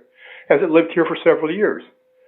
So I think by opening it up to property owners, you open up a Pandora's box of, if I own property in Mendocino and I live in Boston, I'm eligible to serve on MHRB. I think that's absurd. Secondly, business owners, as has been pointed out, we visited this at least 2, if not 3 or 4 times in the past 35 years. I've been associated off and on with MHRB activities for 35 years, and this has come up at least twice, if not 3 or 4 times before. And what became the sense of the members of MHRB is that there's a built-in conflict between a business owner who wants to do something for their business or wants to get along with another business owner, and the conflict being, you're in a conflict between protecting the historic character of the town and getting along with your fellow business people. It's a built-in conflict. It's unavoidable. I think point of view estates, Dan Potash approached me back in 2018. I gave him a list of my recommendations. One of my recommendations was, even though point of view estates received a court decree to not be included in the historic district, they're still held by the zoning code to the same historic building standards as we are. And the point's been made by someone on this board today, and I agree with it. They are part of the community, and there's no reason whatsoever why they should not be able to sit on the board. With regard to expertise, I don't know who would determine expertise. I know the pitfall of that is if I'm on a board for mental health and there's a PhD in clinical psychology sitting on that board, I'm going to defer to the expert, which may not be the best thing to do. It may not be a setup. It'd be a setup for failure. With regard to term limits, Deirdre, you have convinced me. Maybe term limits are a good idea. 2-3-year terms, that's fine and dandy. With the terms of the experience, what I suggested to Mr. Potash over 2 years ago is that you set up an alternate list of previous MHRB members who would be willing to step in on short notice to make a quorum. And I've talked with previous MHRB members, and they are willing to do so. They're willing to be a part of that. It's not perfect, but then there's no recipe for the town of Mendocino's governance and regarding historic preservation that is going to be perfect. What I cautioned Ted Williams about, and Ed O'Brien, and Harold Houck, and Dan Potash is this. if you're going to institute changes in the composition of the MHRB, make small moves. Make the smallest, most conservative moves you can. Give it a tryout, see how it works. If that doesn't work, try something else. But the smallest moves would be to have an alternate slate of previous MHRB members who could step in. The second move would be to allow point of view estates to become residents to become eligible for membership. The third would be to perhaps rethink the limitations of term limits. But I am inalterably opposed to the paragraph 1 and paragraph 3. I think they're bad ideas. They are fraught with problems, and I think it would set up really intractable problems for the preservation of the historic architectural character of the town. And I thank you for conducting this meeting. Julia, thank you for letting me speak. Chair Lamb, thank you for letting me speak. Thank you very much, Those are my Lou. thoughts. Appreciate you calling in. Thank you. Thank you for your Appreciate work. that. Stay healthy. Okay, so let's go back to the board here. Do we feel like there's so much that's controversial? I tend to agree with Lee on, I would not mind being a prior board member and stepping in should there not be enough board members, or should there be a need for short-term duration. I don't have a problem with the point of view estates. Those are the only two items I'm going to agree with. The term limits, I think, are fine at 3 years, and they're fine having 2-term limit. So go ahead, Ian Roth. Yeah. So I want to make one comment that Board Member Koppler made, referring to it has to be unanimous. None of our decisions need to be unanimous when we make a decision on an application. So we're a board that comes to agreement based on majority, and our decisions are based on majority. So I would disagree with you that everyone has to be invested in every single thing. The other thing I want to put out there is that we're not determining the makeup of the board. It's the Board of Supervisors determine the makeup of the board. We're throwing out suggestions to them. They're going to have the same dialogue we're having, and they're going to argue it if we give them 1, 2, or 5 different options. But it's their purview, it's not ours. And it goes to the District 5 supervisor to actually appoint or not appoint every individual member. So I understand what Lee Edmondson is saying about, keep it narrow, but we're just throwing ideas at the board to then do what they want. Except for I just tend to disagree, if I may.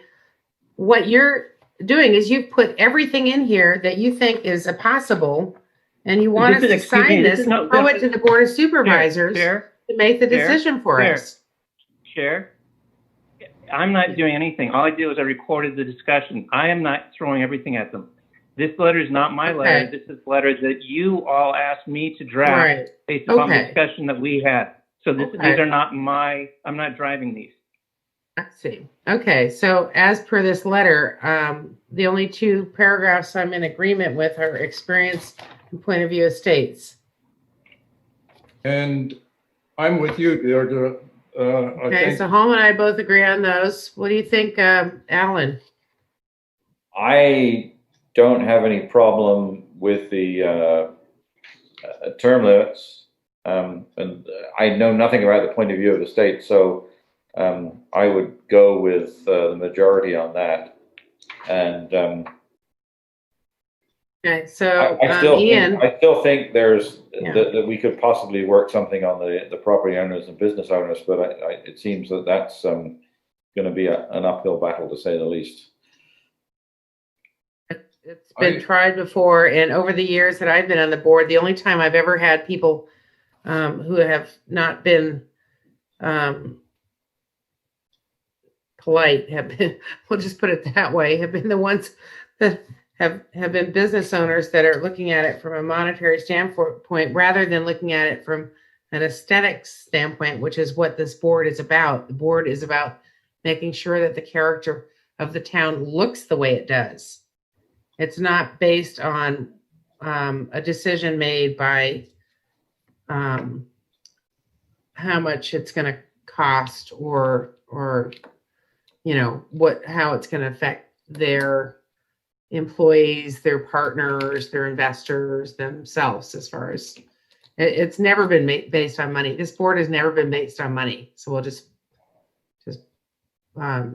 put that out there. So and one other comment I would make is that I didn't understand the subtlety between resident and property owner until that was explained earlier. So I think I definitely agree you can be both. Needs to be resident rather than property owners. I think that's right. That's fair. Yeah, you can certainly be both. You can certainly be both, but yeah. I mean, right. And that's usually the case if there's at least one or two that are. So I go back to what I said before. This is a letter from us to the Board of Supervisors. And if we're going to send a letter, we should all be agreed on that letter. If we go before the Board of Supervisors, the first question is going to be, do you guys agree with what you're presenting here? And one of us says, no, we don't agree.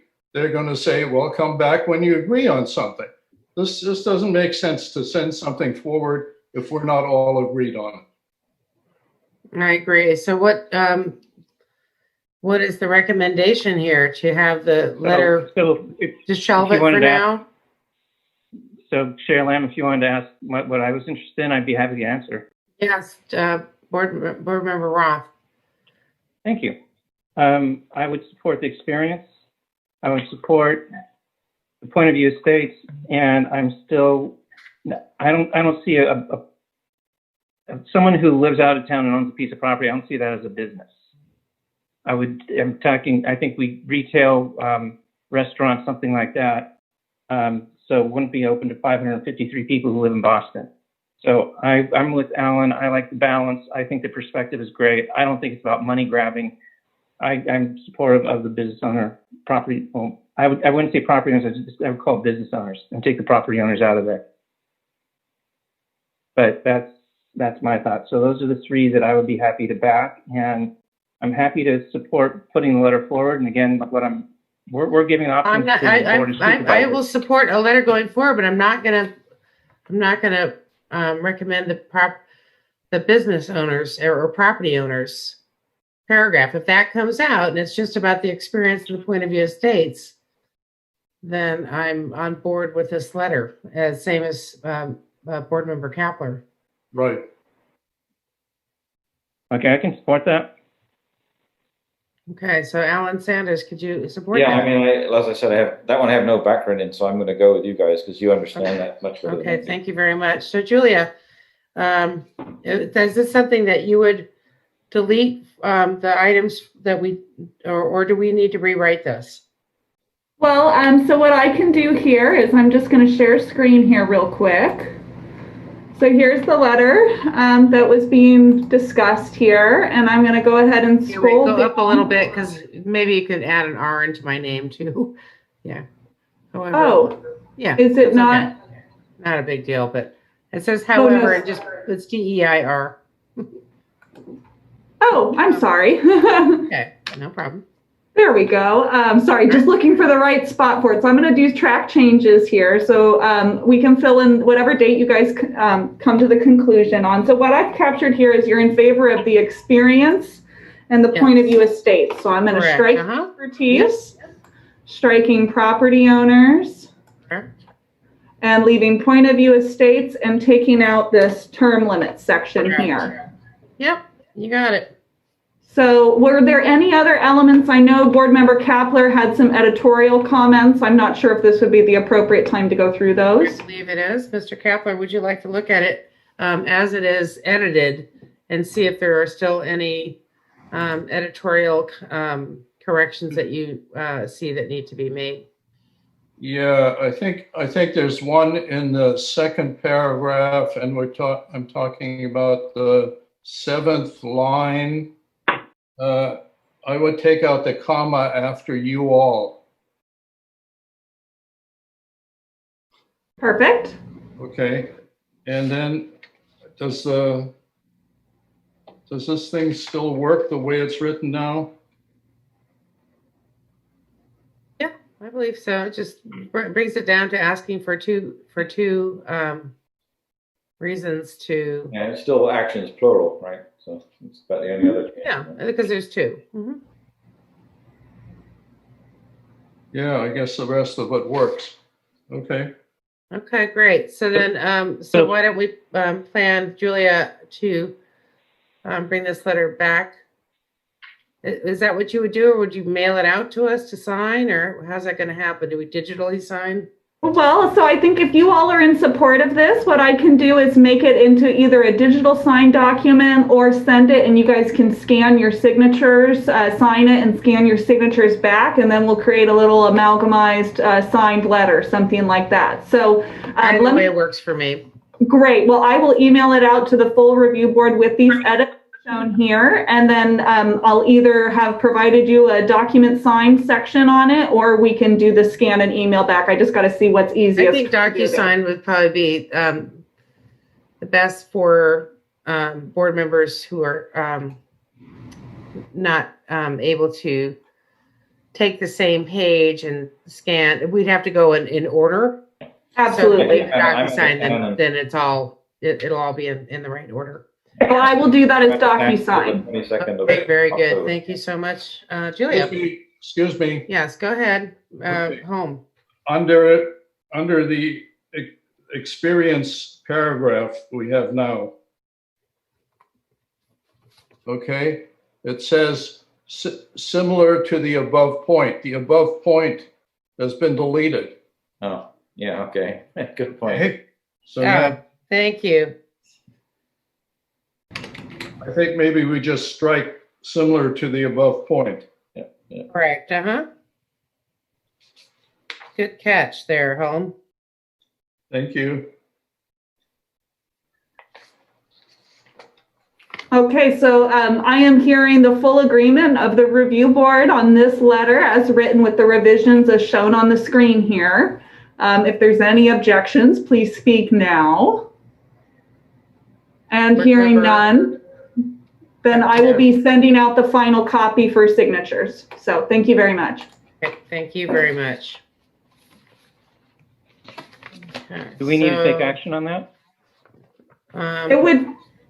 It would be nice if I had, I mean, it's more of a review and discussion. If I might, is this going to come before the board? I understand there's no board meeting in November is what one of my friends told me was going to put an application in. They missed the deadline for November meeting, and we're told by Juliana Cherry that there was no meeting for November. Is that correct? There's no agenda items? We have no agenda items for it. So, that's one of those circumstances where we have no agenda items. So ordinarily we would cancel a meeting if we had no public hearing items for it, similar to what we do for planning commissioner, zoning administrator, or coastal permit administrator. Right. Okay. So I guess since it matters from the board, perhaps the board needs to discuss if we want to meet in November, right after we discuss 10B. So actually, don't we need to take action on 10A? It says discussion and possible action, letter to the Board of Supervisors. I would love if I could get a motion and a second and then a vote on that. I heard no objections, but. We could do that. I was going to say that if we have a November meeting, that it would be good to see the letter in full and approve it again in the November meeting. But that's why I was asking about if there was a November meeting. So entirely up to the board. Don't you think that we should look at the letter in entirety, or you're good with it just with the revisions? Vice Chair Roth. I'm good with the revisions. I don't need to revisit it. I think that we visited this idea enough to we have be able since December of last year. Okay, would someone like to make a motion for this letter with edits to be approved? Okay, I'll make a motion that we approve the letter to the Board of Supervisors regarding the expansion or the addition to our membership of the MHRB. The the letter as amended during this meeting. Do I hear a second? I'll second that Mr. motion.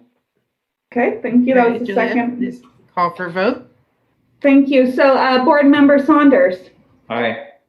Board Member Kapler, Aye. Board Member Roth, Aye. and Chair Lamb. Aye. Thank you. So the motion carries unanimously. I'll revise that letter and send out the final version for signatures. Thank you. Okay, thank you very much. So we're going to move on to the discussion and possible action to include the Secretary of Interior standards related to solar. We brought this up last month, which is why it's on the agenda. Staff has sent out a link to it. I have the book here, which it's the Secretary of the Interior standards for rehabilitation for rehabilitating historic buildings. And this, we've been talking about this for a number of years, but it takes some doing to get this adopted into the MHRB. But it's recommendations on if it's in a solar district, and you can look on the line of the link. And I'm not sure what the steps are that the staff needs to take to have us be able to be included and be able to have this adapted into our MHRB guidelines. Perhaps, Julia, perhaps staff can help us out with this. Sure, and I apologize. I was hoping to find the time to be able to look earlier before the meeting today on the actions that had happened by a previous review board for something very similar. And I'm not sure if Juliana is still on the line here, and she may be able to speak a little bit better to what happened in the past with that, with doing those, that action. But so essentially you would have to be in agreement to want to support this item going forward. It would likely then go to our planning commission because this is really an ordinance amendment, and then likely on for certification by the Board of Supervisors. And I see Juliana has unmuted, so I'm going to let her also comment on this. Thank you, Juliana. Hi. So the solar amendment, do you want me to comment on the process of adding it to the town Yes, plan? please. That would be appreciated, Juliana. So currently, the guidelines include some solar standards, and I could envision having the Secretary of the Interior standards be an amendment added, incorporated into the design standards, the guidelines. The guidelines, though, currently are an appendix to the Mendocino Town Plan. It's incorporated into the general plan. So to go through that process, there's first a recommendation to Planning Commission, and then Planning Commission makes a recommendation to the Board of Supervisors. Then the county applies to the California Coastal Commission asking to find the amendment consistent with the Coastal Act. When the California Coastal Commission affirms that, then we go back to the Board of Supervisors and they adopt a general plan amendment incorporating, in this example, the Secretary of Interior standards as a standard in our design guidelines for the town of Mendocino.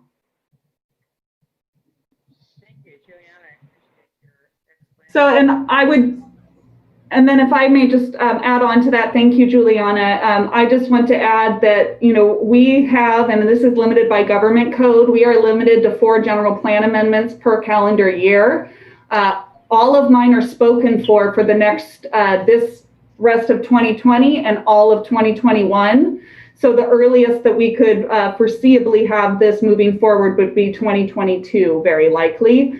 Unless we received alternate direction from the Board of Supervisors to prioritize this over one of our other general plan amendments that is forthcoming.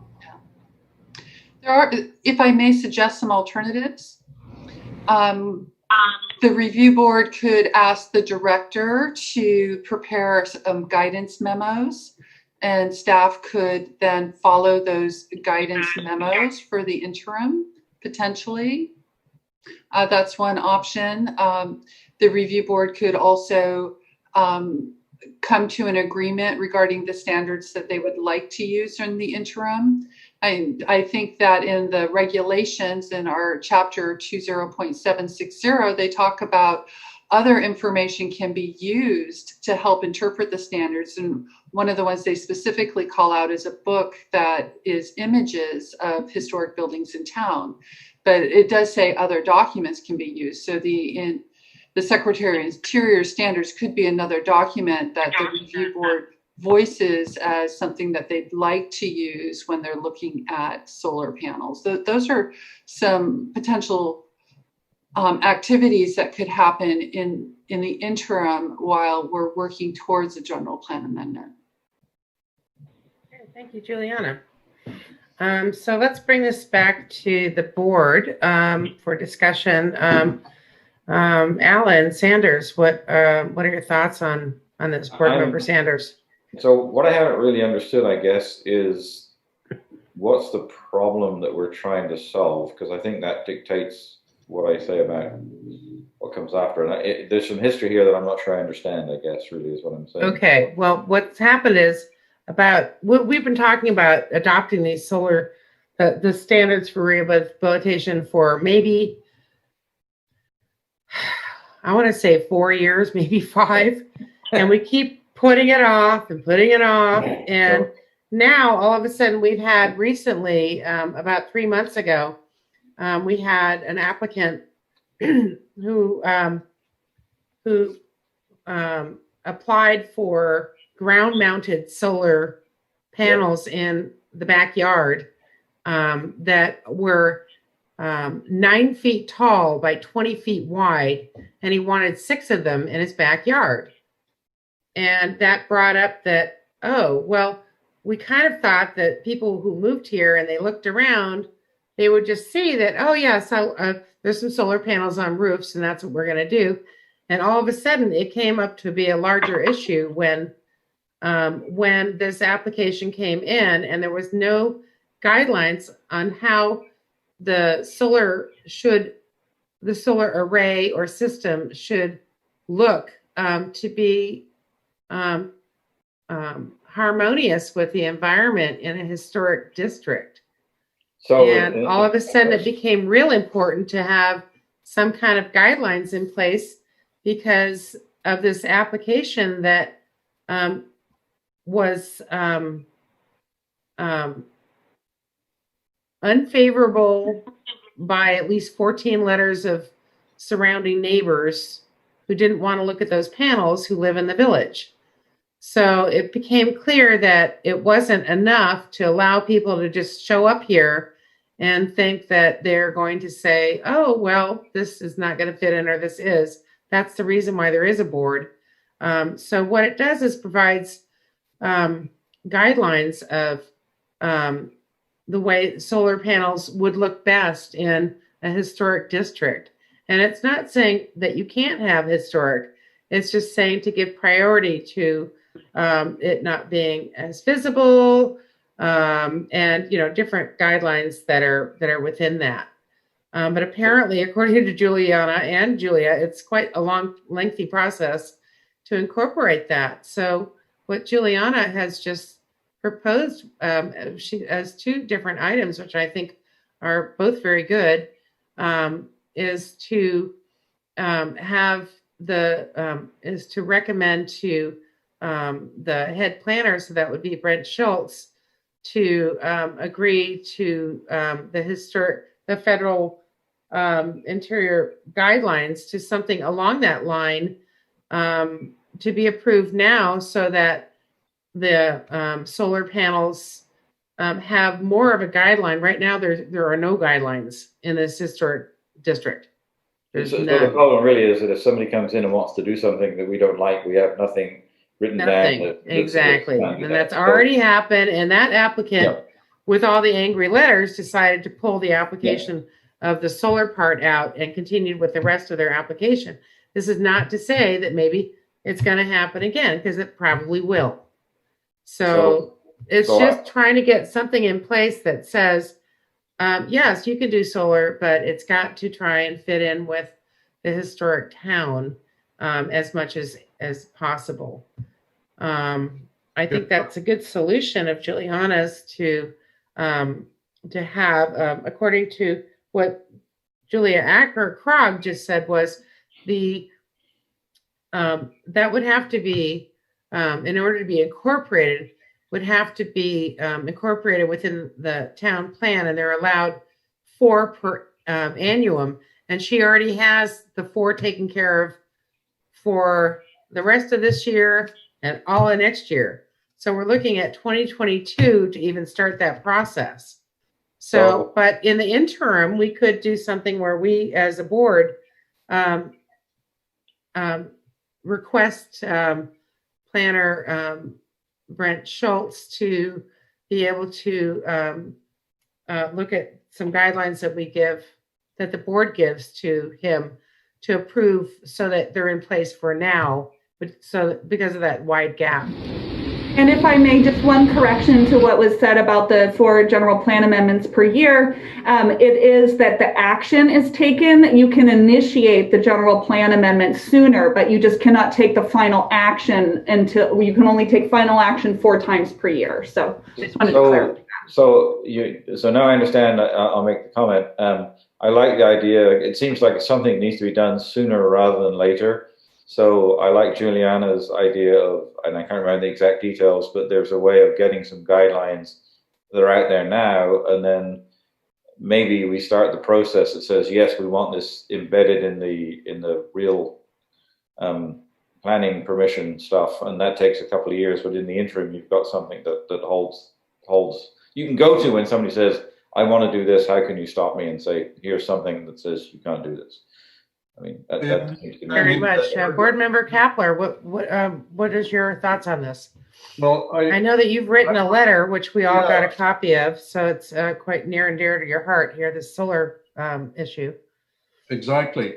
I circulated that letter, I think, to everybody, and I'm concerned. I want to broaden the discussion a little bit here, because I'm concerned that there was some discussion in the past that the review board didn't have a role to play with regard to solar installations in Mendocino, and I totally disagree with that. I think we have a very important role to play, and in my letter, I have a list of things that I think that outlines what the role of the review board should be. I said that all applications for solar energy installations in the historic district should come before the board for review. The review should allow for input from all members of the community. The review should take account of the Secretary of the Interior standards. The review should examine the impact of the proposed solar installation on the structure and neighborhood in question. The review should ensure that all health and safety requirements have been met. The board should meet and confer with applicants in order to seek to minimize any negative impact of the proposed solar installation. And while the board does not have the right to outright deny solar installations, it does have the right to insist on reasonable changes to the proposed installation consistent with the board's mission to protect the Mendocino Historic Preservation District. And I hope we can all agree on working methods along these lines as future applications for the installation of solar arrays come before our board. Thank you very much, Mr. Kapler. Vice Chair Roth, would you like to voice your opinions on this opinion on the solar? Do we still have Roth? Yes. I'm still here. I wasn't quite sure when I read this discussion of possible action, Secretary of Interior standards related to solar. So I wasn't quite sure whether we wanted to incorporate them, approve them, embed them. There wasn't a verb there. So I'm listening and learning. Holm, board member Kaplan, I really appreciate the letter you wrote, because I mean, I have not read through the Secretary of Interior standards, and I haven't been privy to prior discussions of this. But the gist of board member Kaplan's letter is true to the point, and I think it sounds good. And I'm not sure what action we're looking for, but I think we should have some policy rather than none, and some guidelines rather than none, and they should be forward thinking with the design and architecture and the beauty of the town that we have to maintain it. So what is the action we're looking for? Thank you, Vice Chair Roth. So the action that we are able to do today would be to, would we have to agendize that again, Julia? If we wanted to have Director Schultz incorporate the guidelines into the guidelines, does that have to be done, as Juliana so aptly offered as a possibility to have as a solution that would happen sooner? Is that something that we need to vote to put on the agenda for the future, or can we actually make that decision today? Well, with the way the item was noticed, which is discussion and possible action, the one caveat I have is I just want to make sure that we confer with legal counsel before you make any step in any one direction, just to make sure that whatever you do, you understand how that could be applied as well. So my preference would be, if you are intending to want to hold a meeting in November or December, that we put this on that agenda. And in the meantime, I speak with counsel on it to ensure that any approach that you take, that we have the solid backing, the legal backing, to ensure that that would actually be somewhat enforceable, you know, or if it's not, so that way you understand what action is being taken and whether or not that is enforceable. Okay, thank you very much. I just see Planner Cherry has her hand up too. Planner Cherry. As staff, I would appreciate some direction and clarification, because one of the path forwards that I've heard you talk about as a board over the last 6 or 7 years, and I've actually seen the board write a letter to the Board of Supervisors, is wanting to incorporate these national standards into our local general plan. So I understand that. But then when the review board has a project in front of them, I think what the review board is asking for then at that time is, how do I apply these standards to this project? And how do I, in some instances, completely don't embrace the standards for this particular site? And a good example is the project that you had described, Chair Lamb, where they had ground-mounted solar. The national standards are looking to preserve the structure and not looking at, say, the historic setting as much. So like when you're not changing a structure and you're putting it on the ground behind a structure, that meets the national standard. But the review board was not happy with this particular proposed location for the ground-mounted location. So I think perhaps another thing that as staff, I'm looking to hear from the review board is, do you want to have like a workshop on what all the standards are, the national standard, what the review board's current standard is, how state laws play into meeting and conferring with solar panels? Is that what you're wanting to do? Or how are you wanting to sort through this issue? Is it just I just looked through the federal guidelines again. I feel like we can take the guidelines that if the board members have time to look at this, where, say, a ground-mounted solar array, for instance, in this picture here, I don't know if you can see that, it says that this is not recommended because it adversely impacts that building.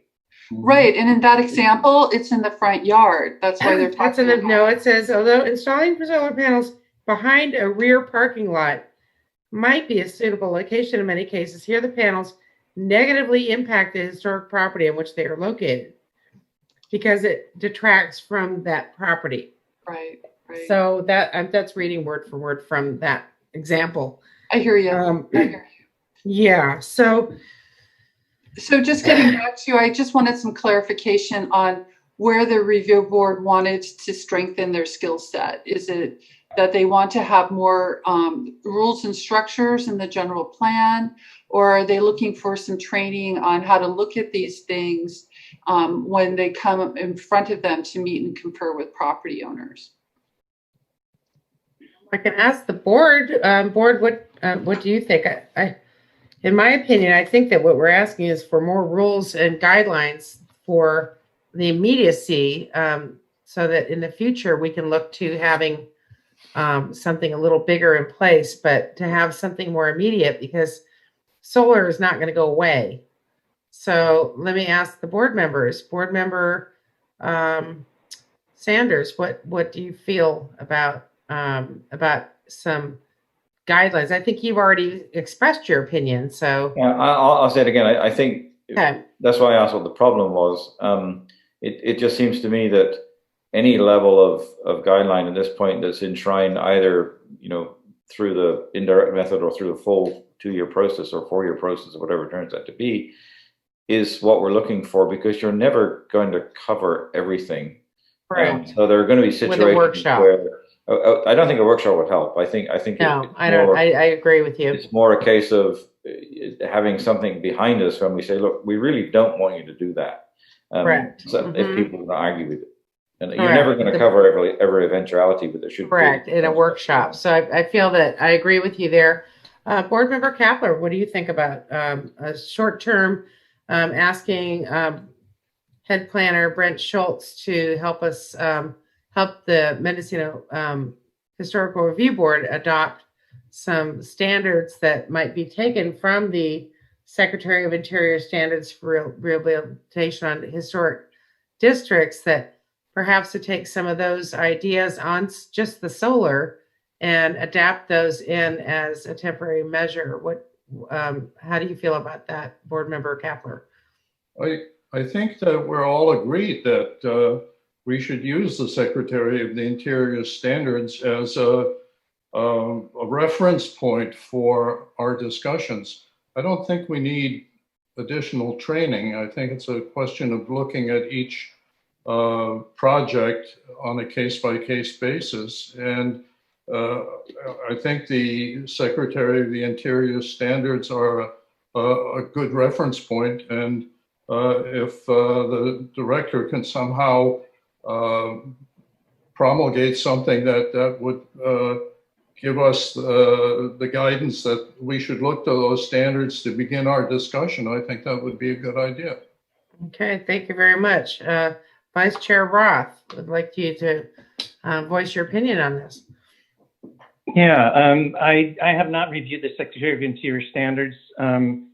Deferring to this chair and Board Member Kapler, you guys have spent way more time on this, so I trust in your opinion that it's good and decent material. I'd like to look at it, but I would like to kind of, if not have a workshop, which I don't want to burn anyone's time, but get some sort of chart as to what we have or don't have in our general plan, what we do or don't have in our Mendocino Historic Review Board guidelines, and if there are any conflicts between those two items and the Secretary of Interior standards, to find out what those are. I kind of need to know in writing what it is we're looking to adopt and how much and what the breadth is. So a staff report without burning staff's time, or some way to integrate this to find out what it is we're really asking to do would be great. Are we looking to adopt all the standards?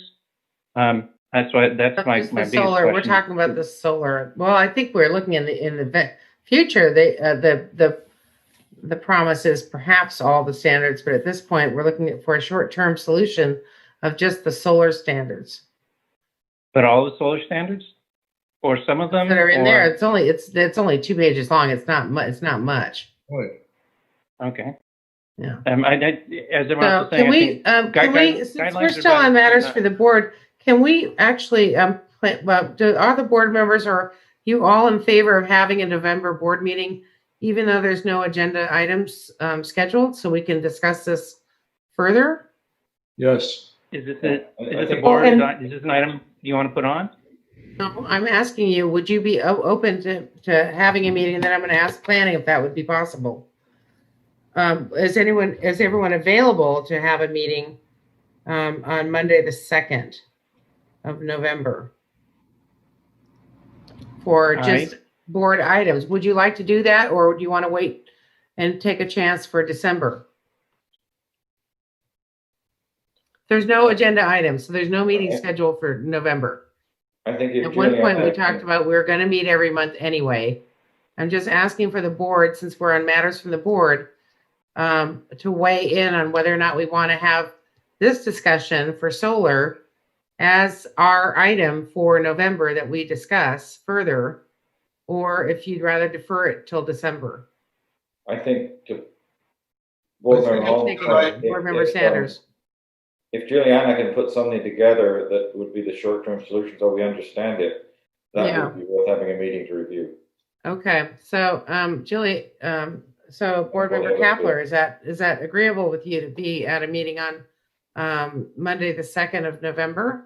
I think that would be a good idea, and I think it would be a good idea if the staff could put together a proposal that we could understand as to how the director would promulgate something that would make reference to these Secretary of the Interior standards. Thank you. So Julia Acker-Krog. Yeah, so, I'm also in favor of that as well. Thank you. Are you? Okay, thank you very much, Vice Chair Roth. So Julia, is that, so I think this is such an important issue, the solar, that it does warrant having a meeting, and all the board members are in agreement. Would that be agreeable to you? Does November 2nd work for staff to have a meeting on that day, or the 9th of November? So I'm just going to say, I will, if you want staff to do an analysis, I have 0 time between now and the publication date for our staff to be able to do anything on the solar discussion. This would be a new workload. So my preference would be that this could go to a December calendar, just because I do not see the work time between now and agenda publishing to do a good job on this. So. All right. So, Okay. So then let's go ahead and schedule that for the December meeting, and that'll give you ample time so that if there are no other agenda items, that the meeting will still proceed with the solar on calendar. So that meeting will be on Monday, December 7th. Correct, and we'll also have the minutes from this meeting available at that agenda. So. Okay, very good. Thank you. Okay, so matters from staff. Staff, would you like to make a presentation? I guess that would be Juliana Cherry. Would you like to give us some staff notes and regarding the Mendocino Rotary Foundation Park? Yes, thank you. Juliana Cherry, planner with Mendocino County Planning and Building Services. As you may recall, MHRB 2019, when it was approved, also needed to go to, I believe, Planning Commission for their use permit. And so we adopted condition, I believe, number 9 in their MHRB permit, allowing, we just sort of anticipated that there might be some design changes to Rotary Park after the Planning Commission's action. And in fact, that's worked out to be true. There are some building permit requirements that are driving some very modest changes. And what we'd like to do is find out today from the review board if those changes are consistent with the previous action that the review board made. So we distributed in a memo to the review board the original permit that was issued to the Rotary Foundation to have a park. And then we also included in that memo a drawing of the original site plan that was approved and a drawing showing the changes. I'm going to ask that Deborah Lennox, who is on the line, go over these very modest changes.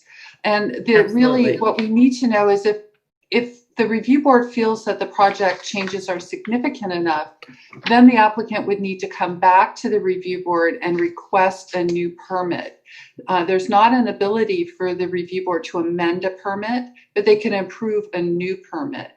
The review board today, what staff is asking is for you to tell us whether or not these changes are consistent with the review board action. Therefore, no amendment to the permit is needed. And we'll just note that these small clarifications to the project are consistent with the review board's action. This morning when I got to work, the applicant had submitted over the weekend an additional detail change. They would like to make the interior of the shed a little bit taller so that someone can easily move around and grab things from there. So rather than have it be 10 feet tall, they'd like to make it 10 feet, 6 inches tall, and that's going to change the roof pitch slightly. So that's an example of how staff is thinking that the review board approved a shed, and they approved it with I think a 2.5 by 12 inch pitch. And so the change in the pitch would be 4 and 12, which is a common roof pitch that you see in town. We think that this is a minor clarification and does not require a change to the condition. And we're hoping that the review board will find this type of a change consistent with their original action. I'd like to, I can share screens if you'd like to see some of the details of the site plan, and then I can also just like to call on Deborah Lennox. Look forward to Deborah Lennox to go over more of the changes. Does that sound agreeable to the review board? Yes, please. Okay. Julia, do we have Deborah Lennox on the line that we can pull her in for discussion? I'm here. Can you hear me? This is Deborah Hi, Lennox. Deborah. Hello. Hi, Deborah. We're here. We can hear you. Thank you for hearing me at the end of the day here. Yes, as you must be aware, the Rotary Park is being implemented as we speak, and we've been grading and getting ready for the next phase, which would be building the shed and putting the tiles down on the walkway. So you're looking now at the submitted in time for this meeting site plan with our two big changes, which were moving the tile that was surrounding the swing area over to the horizontal walkway. Rotary felt like it would be safer for the play area to not be surrounded by tile, and that way the donors to the park would see their names on the tiles along the walkway. There's a detail at the top of that sheet showing the way that it would be constructed, which is the exact same way as that it was approved, which would be, so on donor tile alt B is the change. So A was approved and B is the change we would like to make. So we have a compacted gravel walkway, and then on either side of it would be the lining of the donor tiles. That's the first change that to me seems like a relocation of an approved type. Then the second change was the shed itself, and that's been getting more developed over the past week. I met with the structural engineer, and we wanted to have the doorway to the shed wide enough to get a lawnmower equipment in. And so if you go to the left on this sheet, you'll see the change in the floor plan would be a double door in instead of a single door. So once we got that going, and it changes the structure because we went from a simple tension compression roof to a roof that needed some more joinery. And so the change in pitch was actually to give the contractor room to do the joinery with the 4x6s that he wants to construct the roof with. And also it would be a better pitch for runoff. So the changes this morning were just about that pitch, and they came from the meeting with the structural engineer and the contractor requesting that the pitch be raised, but we also lowered the slab slightly to be even with the ground for ADA access. So we're only having a net change of, I think it was 6 inches. And that was, and then the third thing was on this shed, as we're getting pricing, It was asked if the metal roofing on the plans could be a standing seam metal roof instead of a Corten, and Corten was called out in the conditions. So if we kept the color the same and it was a metal roof, would that still comply with the conditions that were already approved? Could you tell me a little bit of the difference between Corten and a seam roof? Are they both metal material? Yes, a standing seam metal roof is a, I think they're steel, and then they're coated with a powder coating, and you can get them in different colors. So we would match the same color as the rust color, like a brown, whereas the Corten is a steel without a coating on it that is designed to rust. Thank you. Thank you very much, Deborah, for your presentation. Bring it back to the board. Ian, on this first round, you recused yourself from a vote. Would you like to have any participation in this discussion? I was going to bring that up, and I feel since I recused myself before, I will do the same. So proceed, please. Thank you very much. Okay, so Board Member Sanders,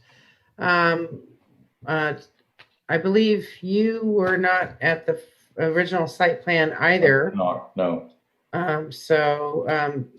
Board Member Kapler, do you have any issues with any of the changes that are proposed? I don't. Okay, so I guess back to me. I think they're just very minor changes. I think they are made for utilitarian reasons, to have the roof tall enough to get your tools out of the shed and the doors wide enough to get your lawn mowing equipment in and out. I feel are modifications that it's good to catch those in the beginning, and I don't see any problem with any of these. So I don't know, do we vote to approve on this, or it's just a modification? So we just how do we do this, Julia? So if I may, Yes, I am hearing then a consensus amongst the review board that the changes that we've discussed today are consistent with the previous review board action, and staff will proceed with approving the building permit, incorporating these clarifications to the drawings. Fine. I think that's I felt that the changing the tile to the gravel is actually a little bit more in harmony with the town, and we always like to have like to see that. So the changes to me are fine, and Mr. Kapler and Mr. Roth are declining to make an opinion due to the fact that they weren't. One has recused himself when the item came around the first time, and the second member was not there for the meeting. Right. So that is correct, Juliana. Thank you very much. Well, thank you very much for that input, and we will run with that. I very much appreciate the cooperation from the board on clarifying these aspects of the permit. Thank you very much, Juliana. I'd like to thank the board and thank the staff in particular for helping us figure this out. So thank you. Thank you, Deborah. Another nice job you've done. It looks beautiful. Okay, so I believe that wraps it up for our meeting. Unless staff has anything further to add. I do not. Okay. I would just note for the record, though, so then we will not be having a meeting in November. The next meeting will be December 7th. Correct. Yep. Okay, so everyone have a happy Thanksgiving, and we'll see you in December. Right. Bye. Okay, bye-bye. Thanks, everyone. Thank you. Thanks, everyone. Thank you. Bye-bye.